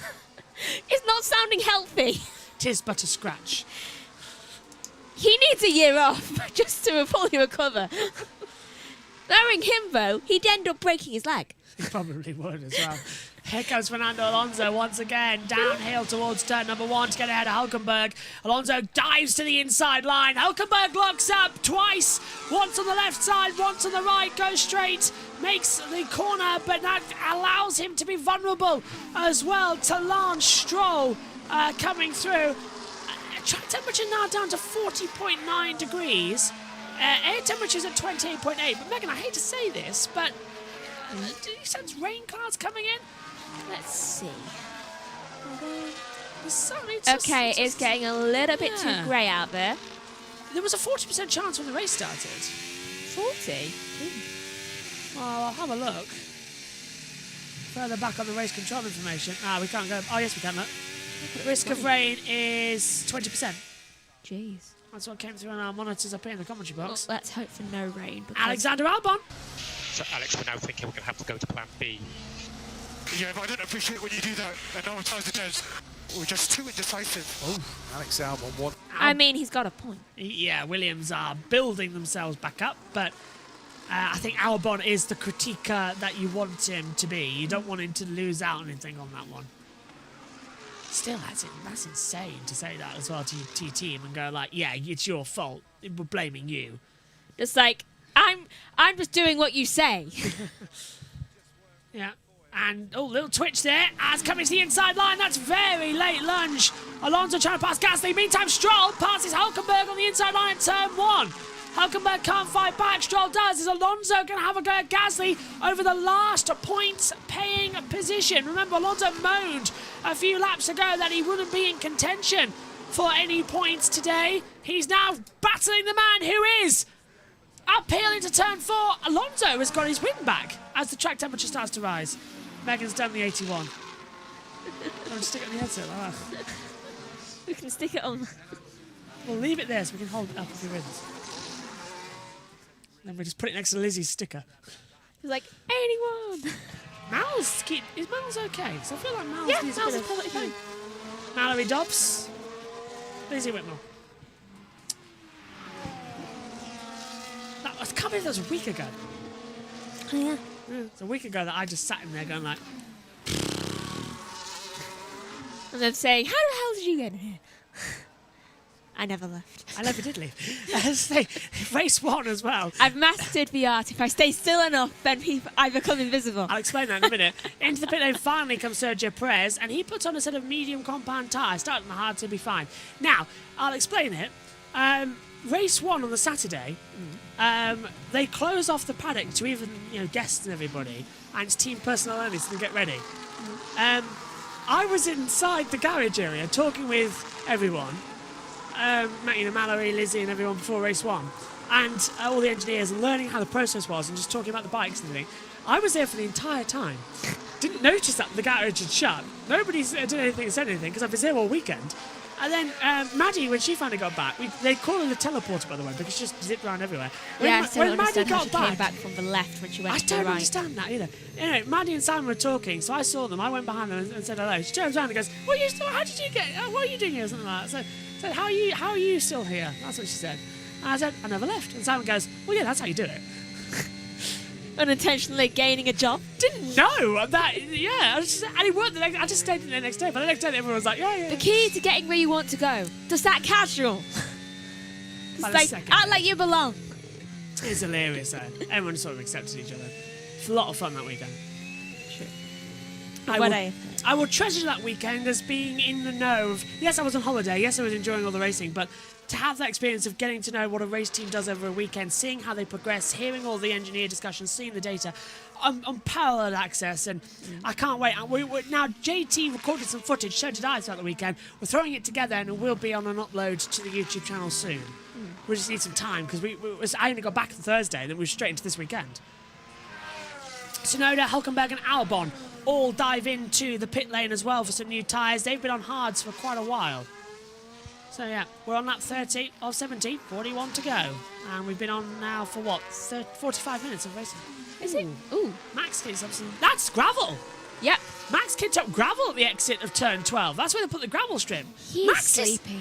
Max is really not good, is he? Now, in Spain... But Deadpool, like, he's so sleepy. Yeah. That Matt, it's not Deadpool, that's the it's Free Guy. Oh. Yeah. Is it? Yeah. Oh, we get to go see that soon, don't we? When do we Yeah, go it's see something it? with it. When's the 26th? Is it Thursday? Well, today is the 21st, so... Friday. Yes. So we go Friday. See. After practice 2? Where's that? Who knows? We'll go in the evening. See. We'll have to get the bus. Megan's face. Mum's not here. Ah, Paul would find an age. I can't take buses. I'll ring Luke. Yay. He's moved house now, he's not in Clue. Oh. He's moving in. Then he's close to the event. Yeah. Back to the action, shall we? Because nothing's happening at the moment. Piastri leads by 4.3 seconds. As I said, I think everybody agrees, for Oscar Piastri to win this, we just take this. We'll take a dull race. We'll take nothing happening, like zero zip. Perez to the inside of Kevin Magnussen. Yeah, these two aren't going to make any drama together, are they? Monaco. Silverstone. Where's Hulkenberg? 19th after that pit stop. Okay, that's good. Ocon boxes. 18th now. Oh, we should be scared though. There's a Sauber right behind him. Yeah, everyone's well. It's about to be Bottas as well. Bottas. I generally just think he just doesn't care. He's just there because he doesn't care about wins right now. Yeah. I don't think. He's just like, I just want to drive and have fun, and hit books away, and water bottles away from Joe. You can see how. By the way, before I get to that point, this is George Russell and his hard tyres. Now they are degraded. 30 laps, and that's what they look like. They are dead. So we're going to see another stop in about 15 They've laps. changed colour. That's a long way to go on soft, isn't it, though, for Piastri? I'd have to think another set of medium would be his goal. To the end, because then they can get 18 laps, can't they? Another 15 on these, yeah. But what was our point going to be? Yeah, Hungaroring. Enjoy what you think of Hungaroring. The track isn't changing, but the buildings are. The pit building and the main grandstand and the commentary boxes, that windows haven't been cleaned since 1986. Oh, so I can't go and clean them. They are all being demolished and a brand new pit building, paddock complex and grandstand are being built. I mean, that's probably wise. I mean, I'm guessing they're in serious need of repair. Yeah, one of the commentary boxes has a massive hole in the roof. One of them has a wasp's nest, and yeah, they're just all massively wrong. I think actually the commentary boxes are moving to the new pit complex area. So yeah, enjoy it. And also, for everyone who loves Hungary, as you can tell they all do, it's a sellout here, the grandstands will actually be built around the circuit with some shade. Huh. So yeah. They won't all need the hats. Yeah, it's going to look great. It's going to give it a new lease of life. You can see, look, the new buildings at the exit of turn 1 there. So they've been doing it gradually over the past couple of years, and now this old venue that very much sometimes does feel like still behind the Iron Curtain, grey curbs, for instance, no painting on them. This sort of historic there, but it's going to feel brand new next year when it gets a look of paint. And I think it needs to refresh this place. It does. I mean, we all love classic things, but we would really love for them just to, be modernised. Yeah, spring it up a bit. Make it brighter. Yeah. Make it feel happy. Yeah, Hungary, to me, it always feels like it's still behind the Iron Curtain, doesn't it? It doesn't feel like it's changing. But Budapest, a vibrant city. Some people like it, some people don't. But it's a vibrant look. I've always wanted to go here. As Perez gets ahead of Tsunoda for the last points paying position. So Sergio Perez goes to 10th. No, he doesn't. He's forcing Tsunoda off the track. Now that Perez forced Tsunoda off the track there, I think Perez might have to get that place back. But he's into 10th at the moment. But still, you hear that, Max? Your teammate has to give one back too. It still won't stop. It still won't stop Oh, that's a drone. That's a helicopter cam. God, I thought it was drone cam. That still won't stop the fact that Tsunoda will probably be in that RB by the time we get to the Netherlands, anyway. True. That helicopter cam was hurting my eyes. Also, did you see the helicopter at the start? It was just like casually there. Oh, the helicopter here in Hungary gets dangerously low. It was literally in line with the start lights. Box for Russell. Finally. Look at Max. He's trying to go around the outside of Lewis. So these two are doing battle again. Here we go. He's just like, I don't want what happened last time you tried this to happen. What happened? You went over me. Got a bit of a new hat, did Lewis Hamilton that day in Monza. In a tyre. Yeah, these It two. literally hit his head. It did hit his head as well. And then, of course, How he didn't Verstappen end up braked with to take concussion, I don't know. The old rivals at it again. Russell boxes, as you said, Megan. 2.4 second stop for him. What tyre? He's got to be medium, is it? And he's backed off. 37 laps. What tyres Russell got onto? Blue flag for Ocon. First new message come through. Verstappen's backed off. What tyre has Russell put on? Yeah, he has, hasn't he? He's waiting for the DRS. Gasly, box to retire the car. They've just put a new engine in that car. What is wrong with the car now? We make terrible cars. Oh, I have a plan. We make terrible cars and terrible engines, and they go boom in the night. I feel like it's a lower low. It is. Listen very carefully. The engine will say this only once. As Max looks to the inside, Lewis goes defensive and locks up. It's a 1. Max is going to go the comeback as well. Lewis drifts out. Max gets much better traction with the DRS open. He's going to go right round the outside into turn 2. Lewis knows he can't defend it, but Max is off the track. Max is off. He oversteered. I don't believe it. Hamilton retakes third. That RB, the upgrades that said they would revolutionise and give Red Bull back their dominance. You may as well put 2 left shoes on your feet. Brilliant. Oh my. Let's have a look. So Lewis locks up on the front right, drifts out of 1A. Max comes back on the inside. He's got the DRS, but he's going to get... Now, if Max says he forced me off the track there, I'll personally go and punch him because he just got caught on the marbles and he just drifted off the track naturally himself. That's a Max Verstappen error. Do you know what I generally think? I generally think the team are going to stop him doing these virtual races. Because it is causing on-track drama. Yeah. I mean, everybody else is going to say, do more, do more, Yeah, do just more. like, do more. Do one every single weekend. Yeah. Stay up until 6 this time. Verstappen radio, let's have a listen. A -5 brake pace and the thing just doesn't turn. It's unbelievable. This is what happens when Adrian Newey leaves. This is what happens because Adrian's on gardening leave. Adrian didn't design these updates. So the first time, Adrian, well, let's have a think. The design team do design and update the car, but everything that gets put on the car, the final rubber stamp went past Adrian. This is the first update that hasn't gotten past Adrian, and it's wrecked the car. That's hilarious. Officially retired. Out goes Pierre Gasly. Oh my god, Oscar Piastri. Understood. We think we need to target -5. Now, this is further back with one of the Saubers. This is Zhou Guanyu with Hulkenberg going through on the inside line for 14th place. And coming out of nowhere, Alexander Albon is going to make a move. But we don't get to see that because Albon's passed him too. Does Zhou have a concept of time? He's just asked, are they on their first stop or already on their second? Just like, are you okay? He's on his second. He's done 27 laps. He was asking for other people. Paul says as well, what F1 circuit has the longest straight, Josh? Thought it might be in your encyclopedia of motorsport knowledge. It keeps on changing, but in terms of actual racetracks, it's actually a cross between Jeddah and Las Vegas. They have the longest straights. But it's a class 5. What do you actually classify as a straight? Because it is actually Vegas. Okay, hold on. Let's have a look. Well, Baku's got a very long straight actually as well. It does. So it's Baku, Vegas, and... Oh, Kota's got a long straight as well, actually. That's quite a long one. No, Kota down there is quite long. That's over 1.5 kilometres. Also, look at that one. That's the start line. It goes uphill, though. I know. Mexico's is long as well. Basically, end of the year is just straight. Long straight. Actually, I think it's something like Las 900 meters. I think it's the Las Vegas Strip. Yeah, it is. Do you know why I know that? Because that's good. No, that's a start line's Qatar's not. It is actually Las Vegas because like a turkey. At Las Vegas you reach max RPM on the engine. You don't do that and you do that in Azerbaijan as well. It's Vegas. The longest flat out section is Baku, because you're flat out all the way from turn 16 all the way down to the line. But that's not a straight, as that's Perez getting ahead of Stroll. So yeah, the longest flat out section is Baku from turn 16 all the way down to turn 1. But that's got corners in it, but you flat out, so it's not straight. The longest actual straight is the strip. Drone cam. Glad we got that sorted out. Longest straight road then. Yeah, definitely the strip. I love the drone cam.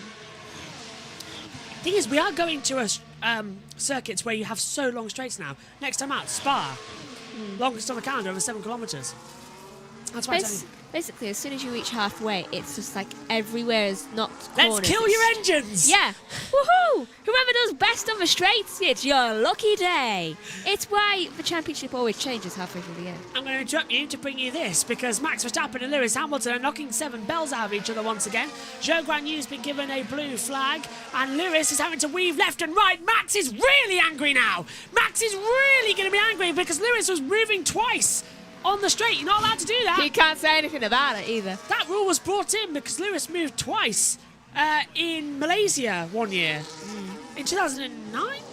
Something like that. Basically, both of these men have rules brought in because they are driving a little bit too erratically. Yeah, Lewis Hamilton, no moving twice on the start-finish line on the straight. No wonder they always crash into each other. Yeah, and Max Verstappen, no moving under braking, because Max always used to move into braking into Casino Triangle in 2017. Every time someone went to the inside onto braking, Max shut him off and caused contact. No wonder they used to crash into each other so much. Their styles just don't match each other. It's a normal fly. Verstappen, is he outside of second? What's the gap between him and 7 tenths? I don't know what that... Yeah, there we go. It's the gap between Verstappen and Leclerc. That's 1.3. And then here comes Leclerc, just slowly coming up like Jaws. Yeah, it's going to be interesting. This one. Hamilton's struggling a little bit out there on his tyres. How long has he done?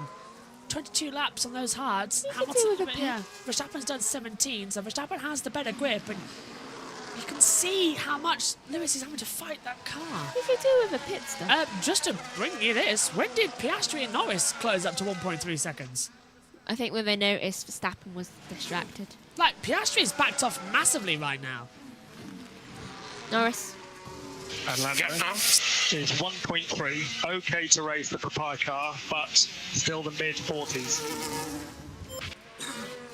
So, that's McLaren off the podium for both cars. Clear to race. Oh my God, this is going to be interesting. Hard tyres. Anyone on the hard tyres? The pit window opens at 41 to 51. Surely it'll be mediums to go on to. That's the point. This race has got another leg to go yet. That's why we always say Hungary past the halfway point. The first 35 laps, boring. Nothing happens. The last 35 laps, everything happens. Hamilton box. He didn't get the message in time. Lewis didn't get that message in time. Stay out. So Lewis was told box, then he got told stay out. Yeah, that's because they sent it literally just as he passed. Yeah, that did not come in quite as quick as you wanted it to, and Max is all over the back now of Lewis Hamilton. DRS open again. Russell's still shown he can get those tyres to 30 laps. Max tries to go around the outside of turn 2. Lewis drifts that car out wide. Max tries the undercut. It's a long way to go on that down tyre. Hamilton will be... Yeah.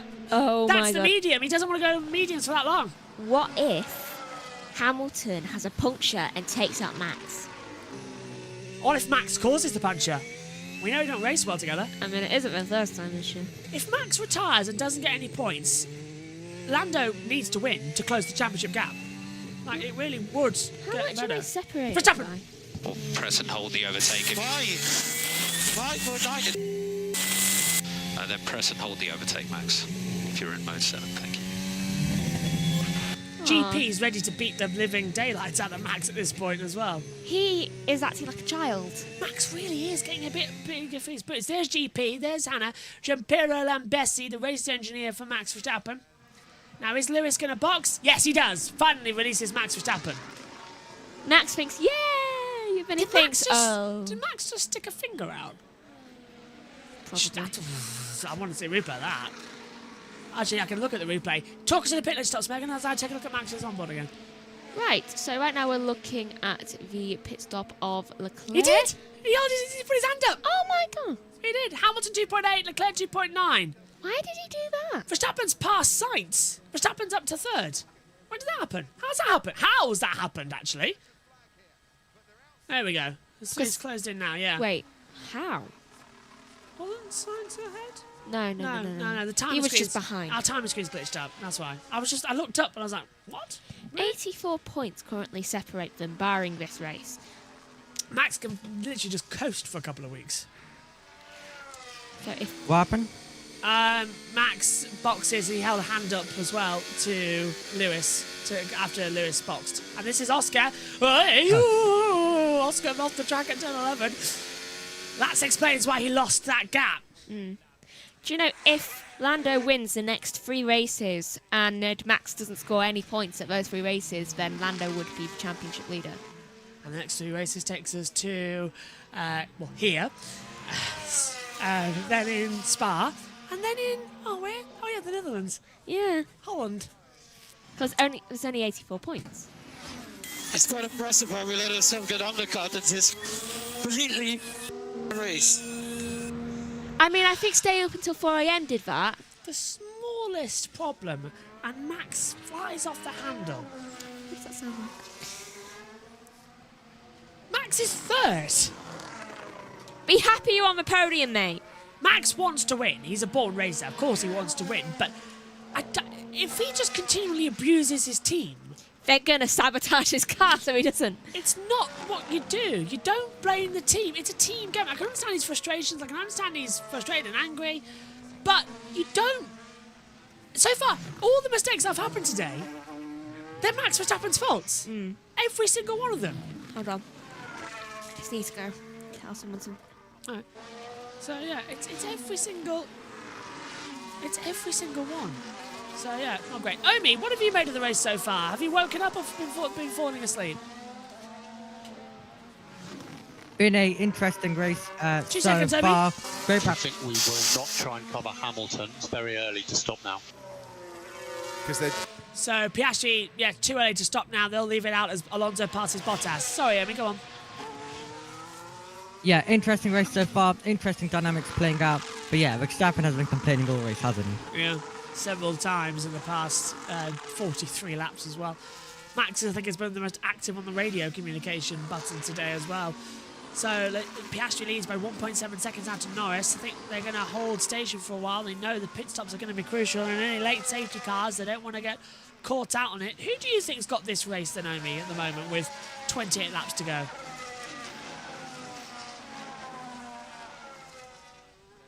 Oh, Alonso gets ahead of Valtteri Bottas for 11th. Yeah, Omi, can you hear me? Might not hear me now. Okay, so Norris still in second position. Piastri up there as well, leading, with Max in third place. Leclerc's got that fast lap though, I've just noticed, a 1:22.182, so some ups there, some downs. Sorry, I'm just eating some food. Sorry, no worries. As Megan puts her headset back on, I was going to say, who do you think is going to take this race? Who's your fancy at the moment? Piastri. Yeah. Megan? Hopefully Piastri. They're all saying the same thing here. Now, if Verstappen pits now, Leclerc would, overcut him. So Verstappen's damned. It's not working, is it, this race? They want to get those mediums, by the way, over 30 laps. Now, that's the distance that Tsunoda did. And if Tsunoda can do it, these guys should be able to. Tsunoda's on for some very good points today. Just going to say that here. He's on for some very good results. Don't underestimate him. And it's all in a repaired car as well. No new parts, started 10th, all was good in the end. Fly. So, as they come into it, still puts it on as well. Anthony Kemp has just commented on one of our YouTube videos, and I absolutely love this as well. He says, love the matching shirts. Could be turned into a checkered flags at the end. Because I was wearing the shorts and the thing, and you were wearing your black and white yesterday as well. Oh, was I? Yeah. Thank you for that as well, Anthony. There's the race strategy. Wearing black and white again. I've got black and white shorts on because it's still very hot and the swimming trunks are nice. And to be honest with you, I want to go jump in the lake that's outside our house, to be fair. I love Is it a river or a lake? River. River. Same thing. Round the outside, It leads to a Danny Ricciardo getting ahead of Valtteri Bottas, yeah. It leads to a lake, so technically the same thing. But also, I love how Ferrari just keep giving Leclerc and only Leclerc just that little bit of encouragement. Just like, you can do it. You're driving so well. You can do it. I think they feel sorry. Yeah, spoon feeding them a lot. Now, McLaren need to pull their finger out here, being very good on the strategy because they're on for a 1-2. They haven't had that since Monza 2021. 1-2 in the race, that is. And I think that if Piastri gets his first podium, I think Lando would want to be right inside. Yeah. Well, his first win, not podium. Well, don't forget, Oscar has won a sprint race. He won the sprint race in Qatar when Max got crowned world champion. But this is a race. Yeah, this is the big one. This is a Grand Prix victory. This is going to be, winning a sprint is like winning a sports day at school. It means absolutely nothing. Yeah. But winning a Grand Prix is like winning gold medal in the Olympics. It means everything. Olympics starting next week. Woohoo! Norris, box. Norris first. Okay. Probably so he can mess up Verstappen when Piastri comes to it. Yeah, that's what I'm thinking. Although, if Red Bull was smart, they'd box now. Are they? Box opposite Piastri. That's what I'd do. Into the pit lane then. Now, this needs to be a super smooth stop for McLaren. Look at that, lumbering back already. Is he long in his box this time? No, he's just on his marks. Very quick. Medium. 2.3, I'm guessing. You were correct. 2.3 seconds. Haha! Nicely done. You're getting my tactic now, aren't you? So he's going to come out at where? Ahead of Hamilton. So Norris drops down to 4th. Perfect for him. Yeah. Okay, Oscar, Lando has pitted to cover Hamilton, to make sure he covers Hamilton. We'll manage that situation. Best pace from you now, best pace. Yeah. Okay. Oscar, we present you with your winner's trophy. We've taken out Lando. It's all yours. He is doing his job to cover for you. If we go into the summer break, where we've had 7 different winners in the first 12 races, and not one of them is Sergio Perez, he's got to be fired. Yeah. And he's more than 100 points back. Yeah, every single driver in every single of the top 4 teams have won. I don't even think he's 3rd in the championship. And people said to me that Formula 1 2024 is going to be boring. I said to them, just wait. Just wait. Sergio Perez is 6th in the championship. Oscar Piastri is ahead of him. Is that live as they go? I'm not sure. I don't think so. So, Oscar Piastri is ahead of him by 6 points. Yeah, look, I saw this. Did you see that? Lando locked up coming out of the pit lane on the front right. Spotted that as he came out. He'll be fine. Yeah. I had a mini heart attack there when I looked. I thought Lando was stopping on the track because I didn't see it said replay because it faded, didn't it, to another replay. I thought, oh, the replay's over. And I just saw him cruising. I was like, oh! I was like, I literally was like, I was about to breathe in and go, Lando's out. No, he's fine. Has Danny Rick got a seat yet? He's still in 11th at the moment, and he's got 2 races to prove it. Box for Piastri. 9 seconds to Verstappen now. I'm more concerned about whether Carlos got a seat yet. Williams. What? Teaching? Well, Sainz does go to Mercedes. I honestly would love if he did. That'd be a call around, wouldn't it? Because I've seen people put him in different liveries, and it's like he for some reason suits a Mercedes outfit. Well, he's doing it Nico Hulkenberg at the moment, just moving around every single team. Hulkenberg, I think he's going to be on his 9th team or something as stupid as that. He's going for Manol. He's nearly taken all of them, yeah. Box for Sainz too.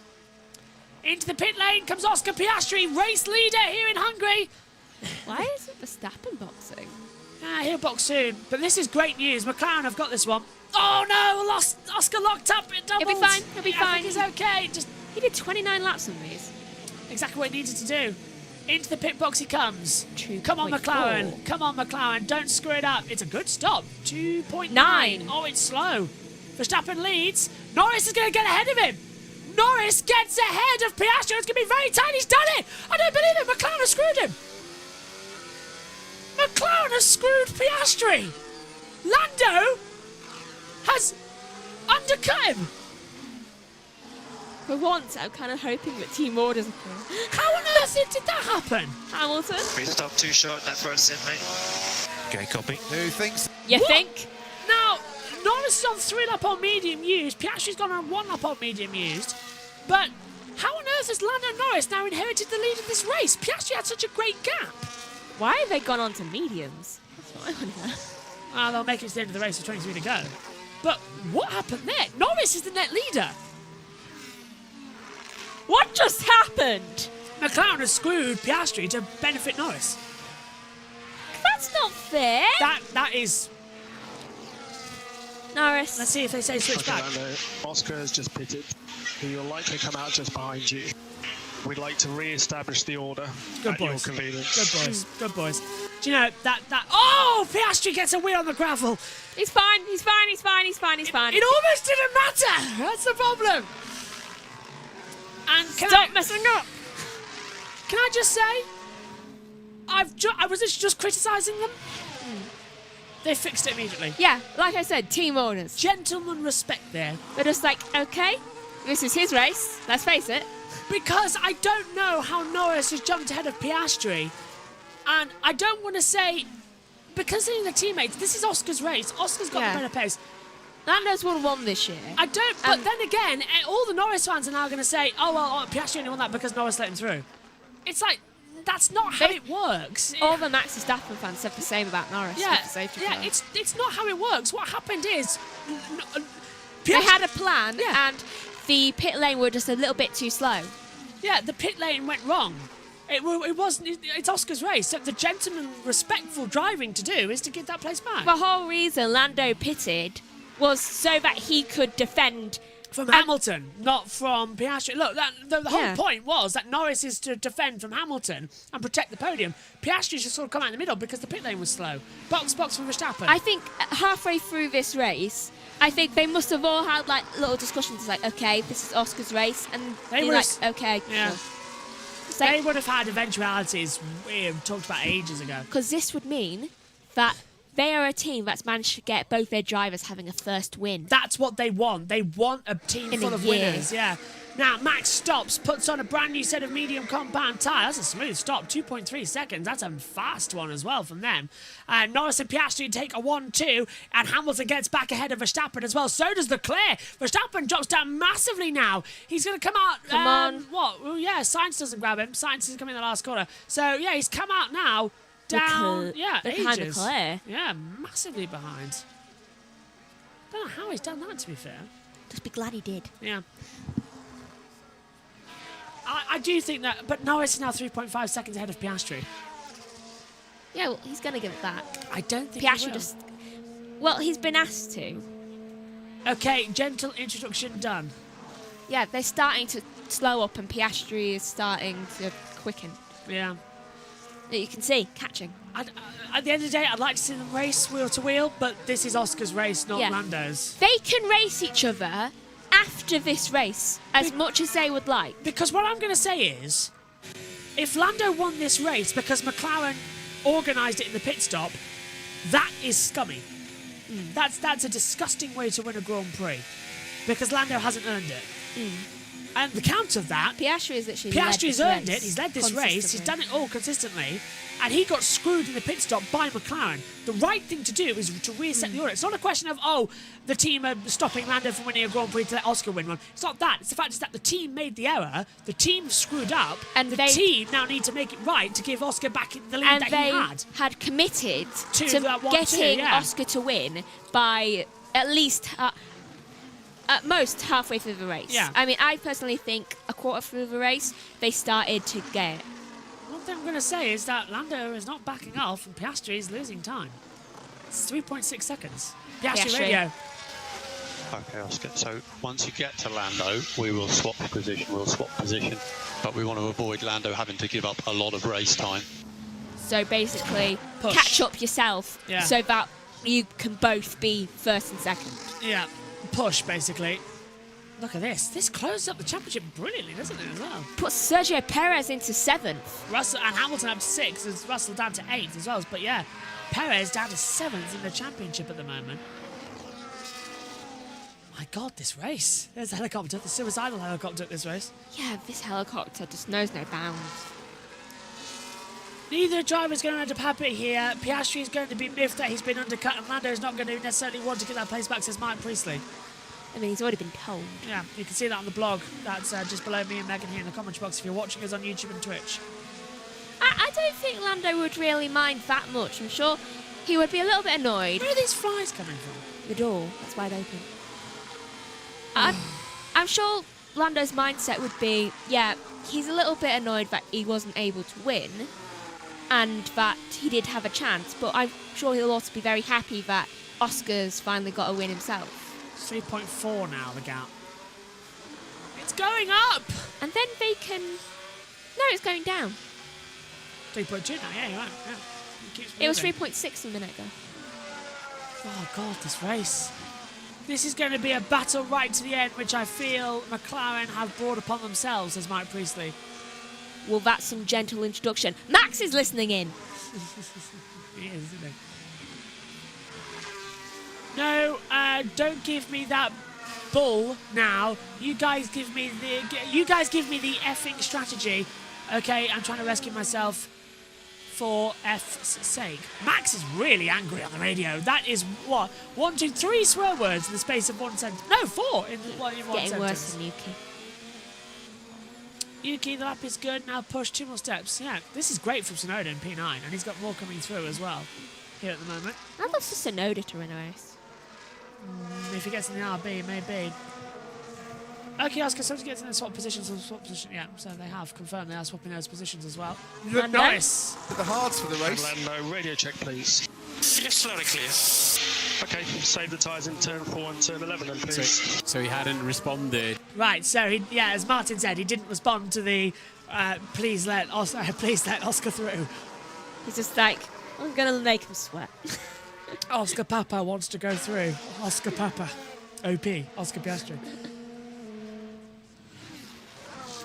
I can just hear Piastri's mother right now screaming at a screen. Imagine Oscar Piastri trying to do it with the phonetic alphabet as well. My name is Oscar. O for Oscar. It's like, yeah, we get that. It's like, it doesn't really work, does it? Well, DC is nicknamed Delta Charlie. So. Delta Charlie, isn't it? Yeah. What's JB then? I'll check. Juliet Bravo? Hold on, I think. What's T? Oh, Verstappen, let's hear from him. Medium. Well, that's some gentle introduction. No, mate, don't give me that. Yeah. Now, you guys give me the strategy, okay? I'm trying to rescue myself. Nah. So he's been told to... Yeah. Are they complimenting McLaren? No, that's Max telling GP to F off. And then GP going, well, that's an introduction. And then Max going really angry at him on the radio because Max now fighting the clear for fourth place down to turn 1. But this race is not going. This has been a really fascinating Grand Prix to see how the teams are so struggling and screwing up out there. Juliet Bravo, I thought it was. Oh no! Max locked up! Is that smoke coming out from the back of the engine there from Sainz? Can you see that? There's a little heat haze over there. I think it's normal smoke. Yeah. That's a new camera angle, isn't it? I've not seen that one before in a Formula 1 car. It's on the exhaust. That's fantastic. That is. That's on board with Charles Leclerc's camera. I've never seen a camera on the exhaust before. That's brilliant. The heat that must do. Wow. It must be funny for Oscar, given his initials are OP and obviously Oscar Papa, though it sounds like Oscar Papaya. And he's in a papaya car. Oscar Papaya. What's Lando? I was just thinking that. Lima November. Lima November. Lima November. We're gonna have to. His birthday's in November too. What's Lewis Hamilton? It'll be Lima Hotel. That sounds quite nice. Yeah. Max Verstappen would be Mike Victor. Mike and Victor. Well, that's kind of obvious. Well, here comes Mike Victor now. Oh, he's locked up. Max is locked up, coming into turn 1. Max is... I've never... This is generally the worst I've seen him before. Charlie Lima. Oh, wow. Ayo, what the hell was that? Look, Max has gone off again. At turn 2. Oh, please keep going. He keeps on making mistakes at that part of the track. I'm taking a look on his onboard camera if you can take a look, because Max is coming. No, he's not going to do it. I'm having a look. I've got Max's onboard available to me on the commentary box here. I'm taking a look. So he comes into turn 2, and he fights the car so much. He's on so much lock. As we hear from Lando. Counter that. We need you to save more tyres, please, and we do want to let Oscar through. We should have boxed him first then, surely, no? No, Lando, don't you dare! Doesn't matter. I mean, it does. For me, maybe. Lando is literally going to... So the team made the mistake, and Lando's now screwing Oscar. But no one let him in on the plan. The team made the mistake. The team made the error. 15. Well, as Ian Birch would say, 15 laps to go, anything can happen, and I've got a feeling I'd like 2 tickets, please, to the McLaren debrief, the Red Bull debrief, and the Ferrari debrief, please. Why are Mercedes the only normal team Get me right one now? as well. 3 tickets, 3 tickets. I'll bring the popcorn. Megan, bring the movies. What on earth? Hungary always gives us this. It is literally, every time we come here, it's the team self-destructing. I don't know. Okay, he is slowing a little bit. 3.3, yeah. I don't know what to think right now. I love Lando Norris, the same as I love Oscar Piastri and all the drivers, but Lando's such a brat. He is such a brat, isn't he? I don't know. To be honest with you, he reminds me so much of Luke. I call him a brat sometimes as well. He does. Yeah. God's sake, Lando, it's the right thing to do. I don't know why McLaren didn't box Piastri first, to be fair. I don't know. McLaren screwed up the strategy. He screwed Oscar. The least they could do is give him his lead I think back. we were following last week's. Yeah. I mean, But 2 weeks ago. if Lando wins this, I fear he's going to be booed. Probably. He won't be cheered, he'll be booed. They can't take a hat back, can they? No. Leave the hat alone. I'm burning after this race as well. If Lando screws I'm Oscar, hiding it. If Lando screws Oscar like that, I'm not going to be happy as they come into it. Down to turn 1, and Max gets ahead of Charles into the corner, but Charles fighting back. Charles got a great exit. He's got the DRS as well, but Max does to defend. Wait, why does Oscar have DRS? He had DRS. Must be lap traffic. Yeah, Magnussen. He had lap traffic to Magnussen. Well, this is getting interesting. Norris. And Lando, we still think you're using the tyres too much. Turn 4, turn 11, and the rear's exit. Turn 6, turn 9. Oscar's 3.5. I know you'll do the right thing. Yeah, but He's not going to do the right thing. To Lando Norris, the right thing is winning the Grand Prix. He's ever since he won in Miami, he's turned into a cocky little rider. He's not going to do it, is he? He's not going to. Why would he? But it's the gentlemanly racing thing to do. If Lando doesn't give the place back to Oscar, that is them two done as teammates. Honestly, it'll be war on track. I don't think. Oscar's not really one to care, I think. He's very Kimmy that way. Vince wants to know, yeah, Brat with a capital B, lol says, but can you explain what happened with Lando and Oscar in the pits? Right, so the strategy guys brought... Piastri was leading with Norris in second. They brought Norris in first, but Norris was supposed to come out in traffic to defend from Hamilton. But Hamilton had pitted the lap before, which meant he was further back. So Norris was in clean air and got really fast lap times in, which means when Piastri came in, he was surrounded by traffic. He had a slow stop due to the mechanics, slow out lap, and Lando got him. So the team wanted to maintain the status quo. They screwed up, and they've put him through. Lando, Hiroshi is stressed about the tyre energies. And Lando, you are stressing people out. This is pandemonium right now. 4.1, 4.2. Oh, Lando. Why are you speeding up? Lando, what are you doing? Like, what are you doing? I'm more concerned about why Piastri's doing slower times. He's saving his tyres. Piastri's doing what he's told. He's saving his tyres to get to the end of the race. There's still another 13 laps. So that's 24 laps. Look at everyone else. The max they've done is what? 31 on mediums, 29s. There's PB. And there is Andrea Stella watching on. The amount of fruit flies. Where there's commentary box right now. But there's Andrea Stella watching on. Will it be the 1 slipper or 2, sir, for Lando today? That's the question.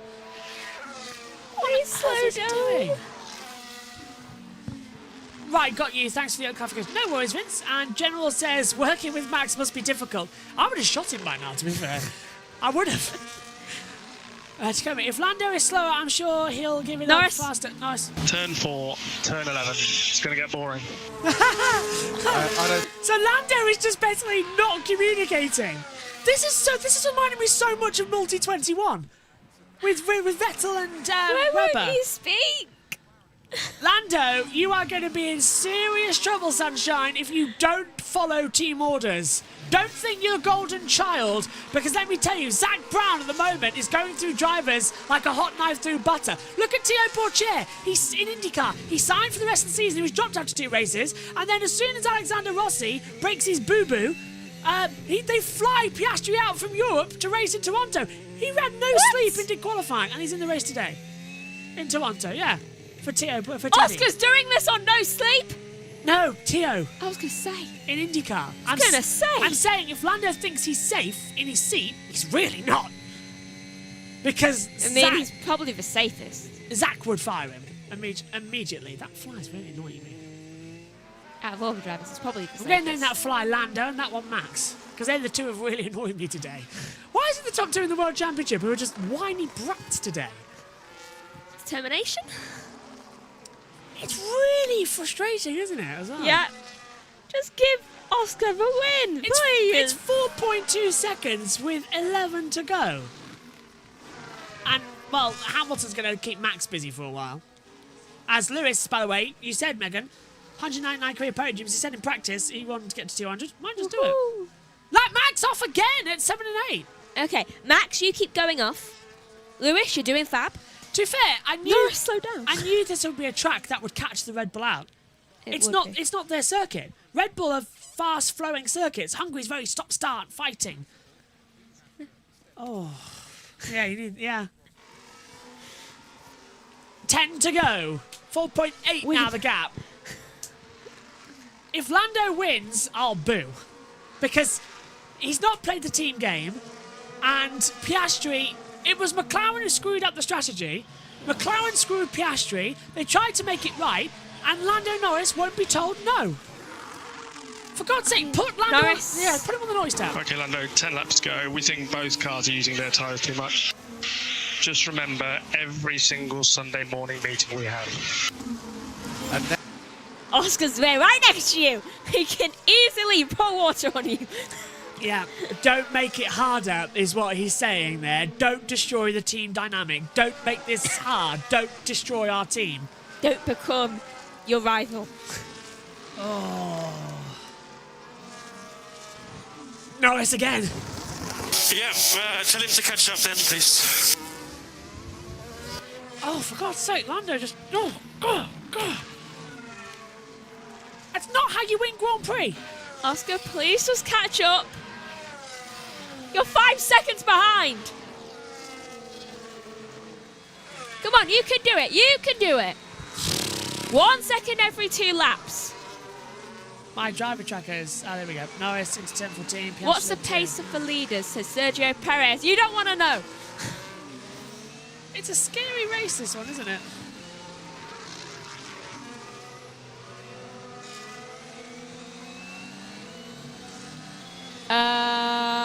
What have you noticed?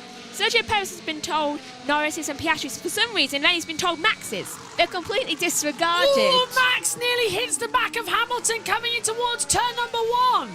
They've completely disregarded Hamilton's existence. Oh, look at this! Max is pulling around the outside of Hamilton. Hamilton's going defensive as well, but Max swings around the outside, and they're nearly going to make contact. Max loses the rear. He was a number 11 on the track, and he has to live to fight another day. But Lewis playing defensively for that 3rd place. 5 seconds now the gap in the stand in the order right now. Oh, I can't watch this. Generally don't know. Oh, hello. Bottas passes Sargent. Well, Hungary does give us good racing, doesn't it? I don't want to see. I don't want to see. Max again on the replay. Look how close he gets to Lewis, though, at the exit. Lewis, because Lewis, does he have DRS? No, he doesn't. Max does. Oh, my God. Max on the radio. Did you leave the cars yet? I think you were behind at the apex, Max. Yeah. Okay, whatever. It's about where. Oh, my God, Max, seriously. Right, can the drivers now just get in a little thing as well? I think therapy is needed for people. Forget therapy. Just shoot them today, please. Oh, my God, the Williams. That was too close to the Williams. And Max goes through! Max goes Verstappen! Verstappen hits Hamilton! And he goes up in the air! Has he got rear suspension damage? The frustration gets to him! And the two come together again! Has Max got damage? I think he might. Is Lewis okay? They both continue on. Max just dived up the inside at turn 1. What was going on there? I have no idea. That was frustration for Max. He caused that. Lewis did nothing, Norris. and here's Norris. Lando, he can't catch you up. You've proved your point, and it really doesn't matter. He's on much bigger size. Manchester, he's still Just shut up and do it. Wow, McLaren have had enough. Red Bull have enough. If I didn't, I would have gone long. Mate, we did the stop sequence in this order for the good of the team. Yeah, I'm very good championship. Okay, I'm trying to protect you, mate. I promise, I'm trying to protect you. This is turning into a... Wow, Oscar punching you. This is fantastic. McLaren is self-destructing. Verstappen's exploded, and he's down in one now, 5th. And then Hamilton gets to go. Now look at this. Max has the DRS. Hamilton has to get out of the way of the Williams, and then Max just sends it out the inside, locks up, and runs over the car. How does Max not got any rear suspension damage? I have now, no idea. Well, Lewis turns in, Max locks up. I don't know who, that's Max's fault. Oh, look at that. For the second time, they go flying. And Max is looking on to A, have floor damage, and B, have rear left suspension damage. Okay, I need to pop out quick. Hamilton. Move the steering, mate. Copy, mate. So that was Verstappen. He arrived out of control to that one. I think there's there's nothing there. It's denoted by the stewards, the contact between Verstappen and Hamilton. I doubt there'll be a penalty. If anything, it's a racing against here's Verstappen. Yeah, moved under braking. I'm not even going to get into a radio fight with the other teams, Max. We'll let the stewards do their thing. It's childish on the radio. Childish. Wow. And now GP is calling Max childish over the radio. Omi, this race has absolutely exploded into the top 2 in the World Championship being called children over the radio. This race is cinema. Old title rivals coming together. The McLaren beef that is going on right now. This is absolutely incredible. Still, a few more laps to go in this one. What a race it's been, and there's still drama to come. And we keep saying, Hungary, it's the city of two, it's in Budapest, the city of 2 towns put together, Buda and Pest. Well, race, the first 35 laps, that was Buda, the last 35, now we're in the Pest. And Pest is the ultimate word to describe what's happening with Lando Norris and Max Verstappen today. They are being pests out here on the circuit, and it has really turned into an exciting Grand Prix that has ramifications in the World Championship. And boy, oh boy, is this what we love about Formula 1? Verstappen's in 5th, Sainz in 6th, and Sainz is going to pass him as well. Bottas gets ahead of Ocon as Sargent comes into the pit lane. The gap still between Norris and Piastri has now increased. It's now at 6 seconds. The Hungarian Grand Prix has thrown up the rule book and has shredded it, used it as paper mache, built a World Championship trophy, smashed that into bits, burned it, and then used the fire to stoke the rivalries. This is unpredictable television. I can't wait to see what's going to happen in the next 4 laps. Well, 5 actually coming up. Lando's not going to back off, is he, Omi? Lando's just not going to back off. Or he's going to do it on the last lap. Yeah. Yeah, it's interesting to see, but it doesn't seem like that he is interested in it. He just wants to go and win this race. No idea where Megan's gone. She's probably gone to have a go and say what else is happening out there. She'll be back in a second. honest to God, this race. There's Lando, and we're going to wear another team radio. Here it is now. Battle. And Lando, there are 5 laps to go. The way to win a championship is not by yourself, it's with the team. You're going to need Oscar, and you're going to need the team. This is This is fantastic. GP has said, I'm not getting into a radio fight. That's childish. I'm not getting into a road fight with another team. He's called Max a child, and Lando's engineers called him a child as well. The top 2 in the championship have been called children. And Lando is increasing the gap. He's not lifting off. And I don't know. Here's Piastri. Look, we leave this to Risker gets. Finally we Understood, Oscar. We're managing it. Finally we hear. Yeah, finally Piastri. Look, Piastri's been cool and calm in all this. It's Lando's whose tensions have boiled over after the misery at Silverstone. He's now come into it. This is fantastic. This is Grand Prix racing because, yeah, we have the on-track drama, but look at McLaren are laughing because they know what they've got coming up. Yeah, it's a 1-2, but it's the wrong 1-2, so this is amazing. Just swap. The attitudes that are going to be up and down this entire Grand Prix. McLaren are going to get a 1-2, but none of them are going to be happy about it. It's a junk. It's like we're back in the Mercedes days. And Hamilton's in third, 4 seconds clear to Leclerc, and Verstappen's under attack by Sainz. And Verstappen's carrying damage as well. I feel like I don't know where to look. Oh my God. 5.8 seconds between Norris and Piastri as well. And that was 4 to go? Lando must be planning to back off on the last lap as a protest. It's the only thing I can think of. But he's not going to back up enough. Verstappen's had his lap time deleted for that jumping out. No, that's a separate issue for Max. So that's 3 for Max. He might get a time penalty to throw into the mix as well. Norris. If there's a safety car now, it's going to make this very awkward. Please do it now. Wow. They are begging Lando on the radio because if the virtual safety car does come out, they can't do anything. And that is entirely possible. A safety car could happen. A red flag could happen. You don't know.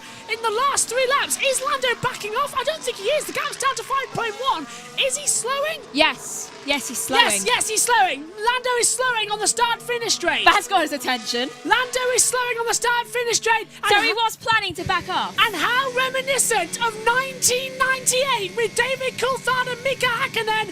And that was a planned move. A silent protest from Lando Norris over the radio as Oscar Piastri retakes the lead of the Hungarian Grand Prix. Yeah, you don't need to say anything. Yeah. I'm sorry, Lando, but in this case, you were wrong. I reckon he was always planning to do that. He was just not happy about it, so he was waiting. But is Lando now going to fight back with Piastri for the race win? No. Really? Not after what he's just been called a child. Yeah, but he's followed the team order. He's let him through. Wouldn't you attack? I don't know. If he's smart, he won't. Oh my God! I am so happy we've had this race. The first 35 laps, as always, boring. He's slowing. Yeah, the last 35 laps, everything, as I said to you when you were away, the first 35 laps was Buddha, the last 35 laps were Pest. The two series joined together. It's always the way. Remember 2015? The first 35 laps, everyone was still not in the head game because we just had the same on the grid for Jules Bianchi. And then Hulkenberg crashed and all of a sudden the race exploded. Okay. Hamilton's going to get his 200th career podium. Piastri's going to get his first win. 76 points now the championship will go to. Between them. I don't want to say that Piastri doesn't deserve this Grand Prix. I want to clarify this to anybody who is watching, who is a Lando Norris fan. Do not feel cheated out of a Grand Prix victory, because this was the team's error. Piastri has dominated this Grand Prix. It was planned to go back to this. Piastri's dominated this Grand Prix, and in my eyes, this isn't going to be tainted. In my eyes, this is a pure victory from Piastri because he controlled the race so strongly earlier on, and it was only Lando who was stubborn, and the team messing up the strategy. That cost Piastri. This is the gentlemanly, this is the racing driver's way to put it back on. It is, and it's... I think Lando was just... They're going around a corner, it's fine. I think Lando was putting it off simply because he did not like the fact that he had lost was going to lose his position. So I think he was putting it off as long as he could. Let's catch up as well, where Vince says, wow, guys, what is going on in this race? Is Max being investigated? Nothing yet coming up. Investigated after the race, yes. Turn 1 involving Verstappen and Hamilton will be investigated after the race. We'll bring you anything like that when it happens.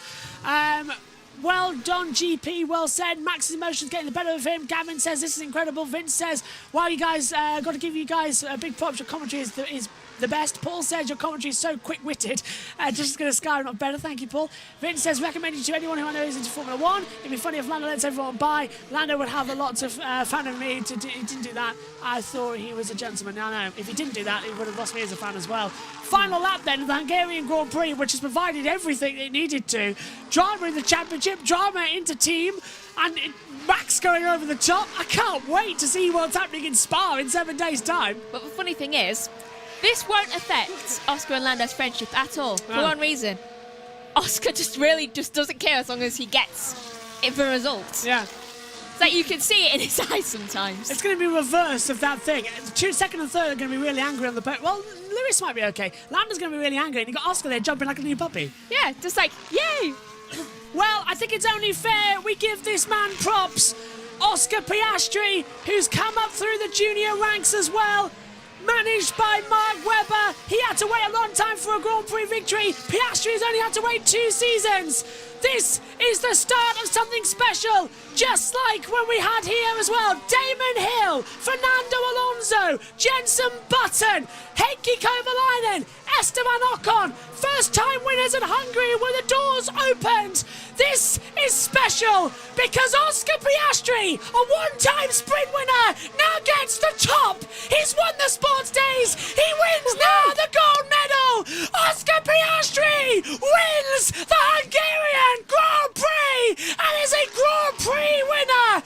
Lando Norris comes home in second, the team's first 1-2 since 2021, and Lewis Hamilton gets his 200th career podium in Formula 1, the most of any driver. He gets the 200, and yes, it's questionable. Yes, there is going to be arguments in the debrief, but nothing can deny that Oscar Piastri at last is a Grand Prix winner. Lando Norris said he wanted it as a level playing field. Well, Lando's never won a sprint, and just like England versus Spain, it's 2-1, but to Piastri. He wins the Hungarian Grand Prix, and a track where so many others have claimed their first victory. He's done it in style. Woohoo! Piastri. Well done, Oscar. Well done. Checkered flag. Well done, buddy. Really good. Yeah. Thank you, everyone. Thank you very much. Thanks for the coordination. Yeah, sorry. I made the swap a little bit more painful than it needed to be, but yeah, thank you. Appreciate that. Well done. Maximum points. Really good weekend. First F1 win. Thank you, everyone. Thank you very much. Thanks. But Lando Norris, you've gone down in my estimation. That should have been the best moment in Piastri's life, and he sounds like he's upset on the radio. If I was Lando Norris, if I was Andrea Stella right now, I'd give Lando Norris a bollocking when he gets back in. Absolutely. Lando. Well done. Good one, too. Good load of points. Congrats, team. Well deserved. As we said this morning, mate, many more opportunities. Yeah. That annoys me. The Australian, born on the 6th of April 2001. Best result was second, of course, in Qatar last year. He had a sprint win. 2 fastest laps. He's the 2021 F2 champion, 2020 F3 champion, 2019 European Formula Renault champion, the 2017 British Formula 4 runner-up. Oscar Piastri finally wins in Formula 1, and I want him to celebrate. I don't want him to feel like he's done bad by the team, because if so, Lando, I'm sorry, but I'm no longer a fan. Because if he scored a first-time win, that's like opening your toys. It's like opening somebody else's toys on Christmas. In fairness, Oscar does always sound a little bit just like Kimi. Hang on. Jenson Button, Heikki Kovalainen, and Esteban Ocon. Oscar Crofty, stop stealing my stats! I just said it when the lights came out. Look at his tyres. Well, that's a pickup as well, isn't it, that they've got on the last lap. Lando congratulates Oscar. Lando, you're in some major doo-doo tonight, I can tell you right now. Come on, Oscar, let it out. You're a Grand Prix winner. Come on. Unbelievable. Yes! Oscar Piastri wins! And he celebrates. He looks a bit melancholy, doesn't he? He always is, kind of. Mark Webber's going to be happy. Come on, there we go. There's the hugs. McLaren, that's 7 different winners in 13 races. And all of the top 4 teams now have had both their drivers win, bar what? No, remind me, which one is that? Sergio Perez. Oh, yeah, Sergio Perez, the only driver who is in a race-winning car that hasn't won. Huh. And where did and he that's finish? meant to be the most dominant car, right? Yeah. Where did he finish? Oh, yeah, 7th. Yes. And Lando just punched the camera. Did you see it? Let's have a look. Oh, it wasn't a punch. It was a tap. I'm looking forward to these interviews, I can tell you right now. Is Lando smiling or is he okay? He's fine. Dejected a little bit, I think. Come on, Oscar. Come on. Get the helmet off. Give us a win. Oh, Lando is smiling now. PR face. Yes. Oh, my God.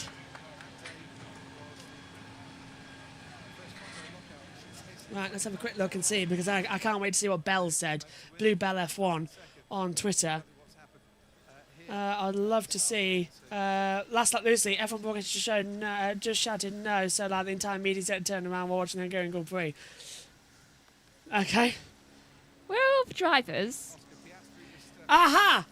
Nicole Piastri on Twitter. Longest race ever. Well done, to be fair. If only there was a race next week. Oh, wait, there is. says Matt White. Oh, my word. Where is it? Oh, come on. See? They're fine. Okay. Not a lot phases him. What I love is that Alice... No, it's Nico Rosberg. Oh, God, it's Nico Rosberg. Well, to be fair, I think Nico's qualified to talk about interteam battles, considering what happened to Lewis Hamilton. So this is going to be really tasty. It's like, I know your pain. Who on the F1 TV feed decided that this was what to do? Why are we focusing a lot on Lando? I don't know. I can't find Bell. Has she not tweeted? Let's check following. That might be easier to get to. What a race. Longest race ever. That was an hour ago she put that. She predicted things. Yeah, what's her actual... Oh, I don't know, actually. She hasn't said yet. Well, this race, I'm desperately trying to see what Bluebell said, who's the biggest Lando Norris fan on the planet. She might have been on Instagram first, actually, as well. I'll check there first. No, nothing. She's probably jumping up and down in the media centre. Why haven't most of the drivers come and congratulated Oscar? Should we hear from them? Here they are, Nico Rosberg. First of all, with his former teammate and rival Lewis Hamilton on his 200th career podium. Wow, this is really Formula One at its best at the moment. It's unbelievably exciting out there to watch from outside. Lewis, P3 today. You beat the Red Bulls fair and square as well. Good feeling? Yeah. Big thanks to this amazing crowd this weekend. And a huge congratulations to McLaren on the 1-2.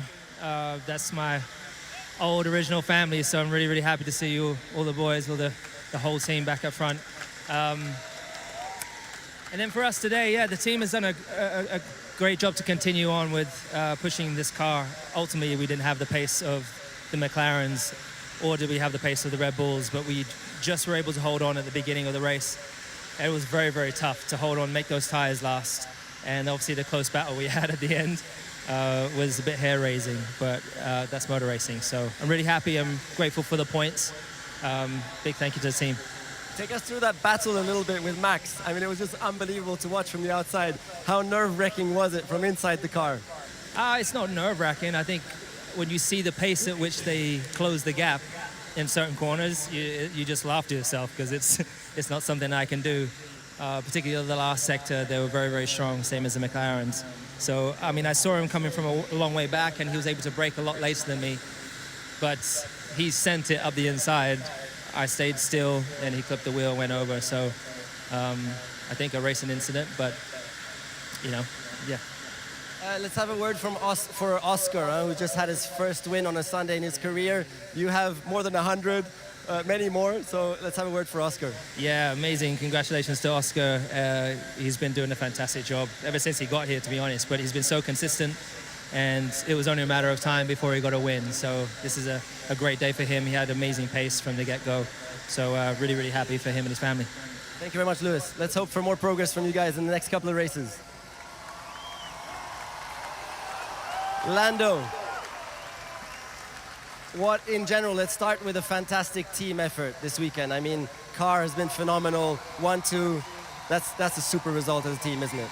Yeah, an amazing day for us as a team. I think that's the main thing, honestly. I'm so happy. It's been a long journey to get to achieving this on merit, and that's exactly what we did today, and I think a long way clear of the rest, so we did it in style as well. So a good one by the team, and of course to Oscar. He had a good start. He got me off the line, and he controlled the race well. So yeah, it was coming at some point, and he deserved it today.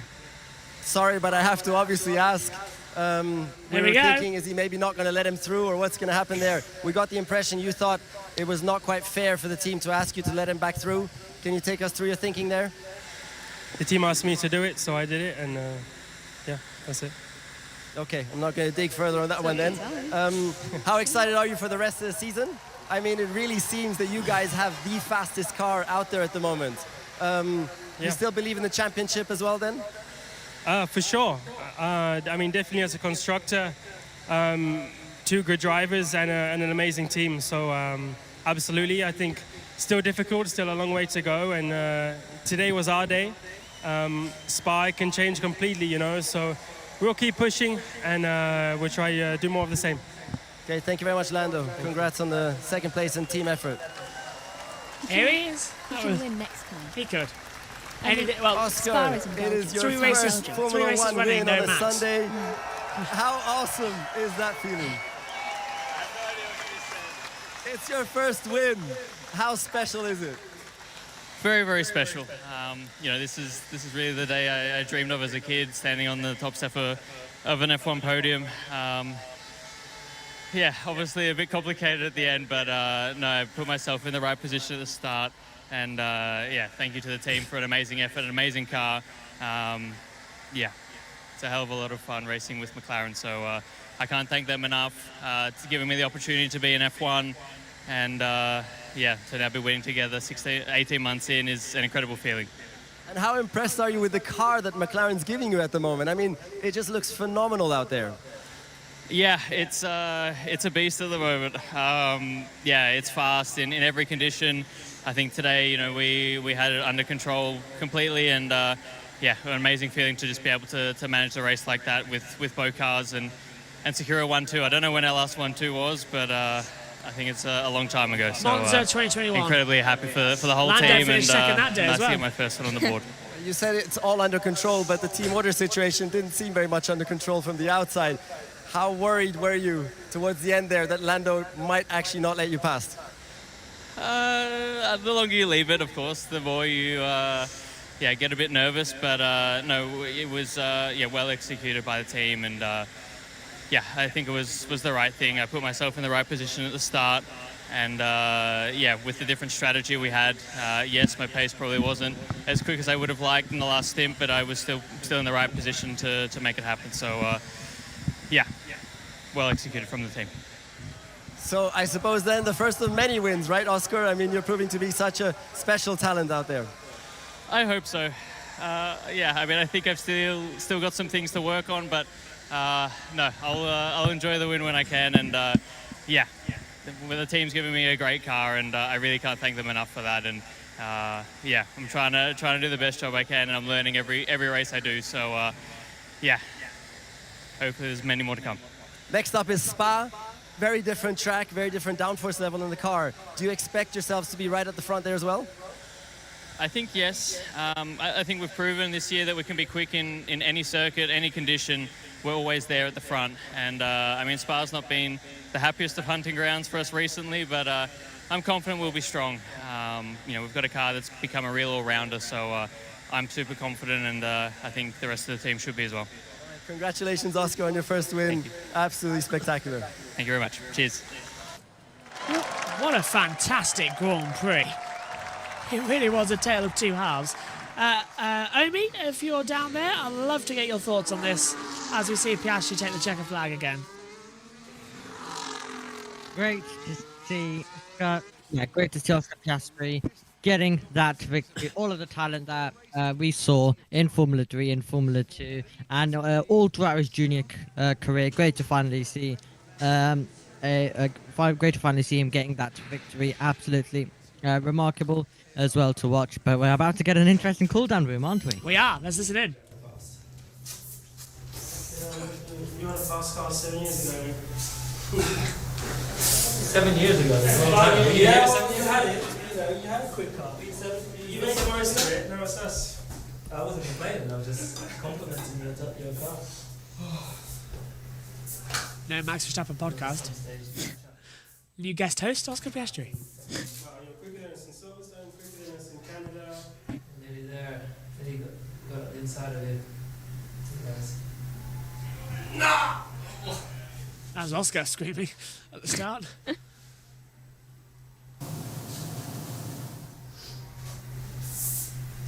Surprised these cars aren't damaged. You kept flying when you came. What happened? You flew over my tyre. Look. This. No, not that one. Even I thought There's this. another one where kind of had no grip. New guest host? Max didn't seem so fast at the start, but then He wasn't on very the quick. hard he looked right. Yeah. Yeah. Hard as a medium at the end, it was so slow, and the hard time was so bad. Is it hard time slow for you? Mm-hmm. That's why I sucked. There's the moment that Lando knew wasn't going to be a Grand Prix winner. Oh! Yeah, That's not the fastest line, I can tell you that one for free. Lando slammed his bottle down. So fast on the straight still. Who? When he opens up the DRS. Red Bull is. Yeah, look. I think we're starting to go straight. Where did we finish? Fifth, I think. Oh, so good.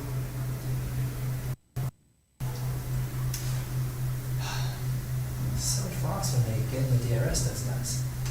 The Red Bulls.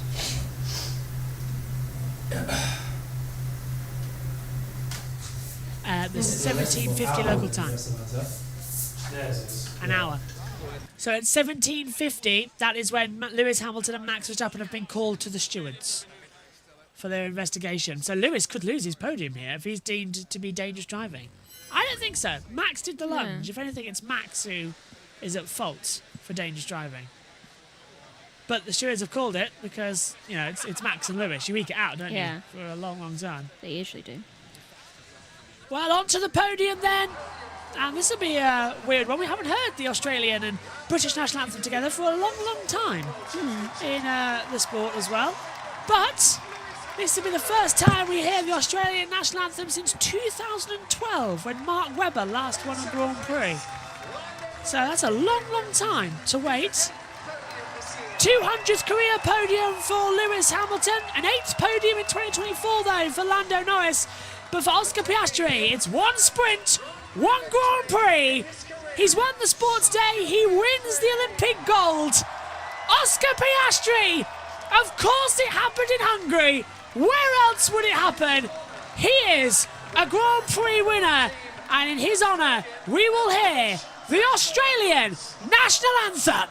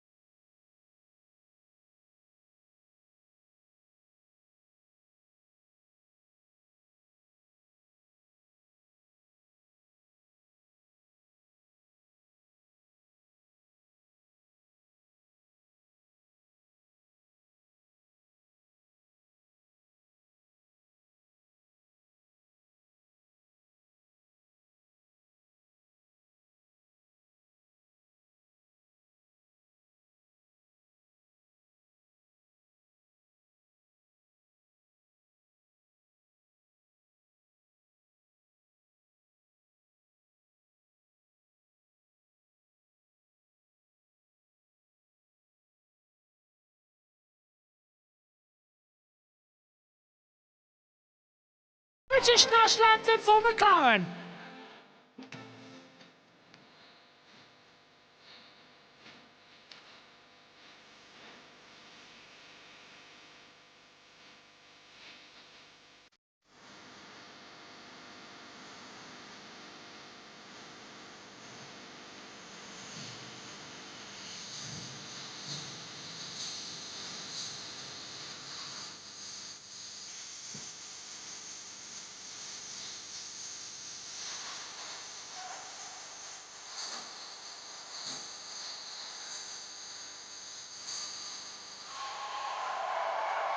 What a race! What an absolute joy! First ever victory for Oscar Piastri. Lando, don't break this one. Don't break it. Don't do it again. Don't do it again. Don't do it again. The On the ground traditional this time. pottery pot presented to a race winner. Andrea's crying, and he's kept it away from Lando. He's just like, don't you dare. Don't do it, don't do it. The gold medal, literally a gold medal. I said he was getting a gold medal. He's getting a gold medal now by Mohammed Ben Sulayem. Oscar, put it the opposite side. Now, Lewis snubbed Mohammed in Silverstone. He finally got his handshake. The constructors' plate presented to McLaren. 12 times McLaren have now won here, the most of any constructor in Hungary. They keep on growing. The last time they won here was 2012, was Lewis Hamilton as well. Why was Lando looking just like a little bit far down, just like, how can I break it? The second place trophy pot presented to Lando Norris. You can break this one. Yes. Well done, Lando. Lando, the top comes off. Lando, the top comes off. Please be careful. He is accident prone. He is so accident prone. Don't break it this time. He and Albon have some The 200th trophy for Lewis Hamilton, the most of any driver in Formula One. Well done, Sir Lewis Hamilton, on a new milestone. Bono's just like, most of that should be mine. I got you there. And now, as ever, it's champagne time! Does it on the ground. This year, Lando Norris bangs it on the ground. He sprays Oscar Piastri. McLaren get a 1-2, the first team this year to get a 1-2 in Formula One. And it's not Red Bull. 7 different winners in the opening 13 Grand Prix, more than the last 2 seasons, more than the last 3 seasons combined. We are in a new golden age of Formula One, and today the tension's boiled over.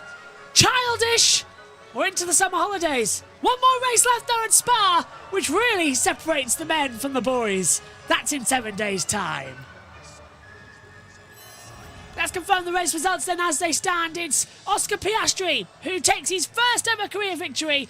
Lando Norris is second. Lewis Hamilton, a 200th podium in third. Charles Leclerc's fourth with Max Verstappen fifth.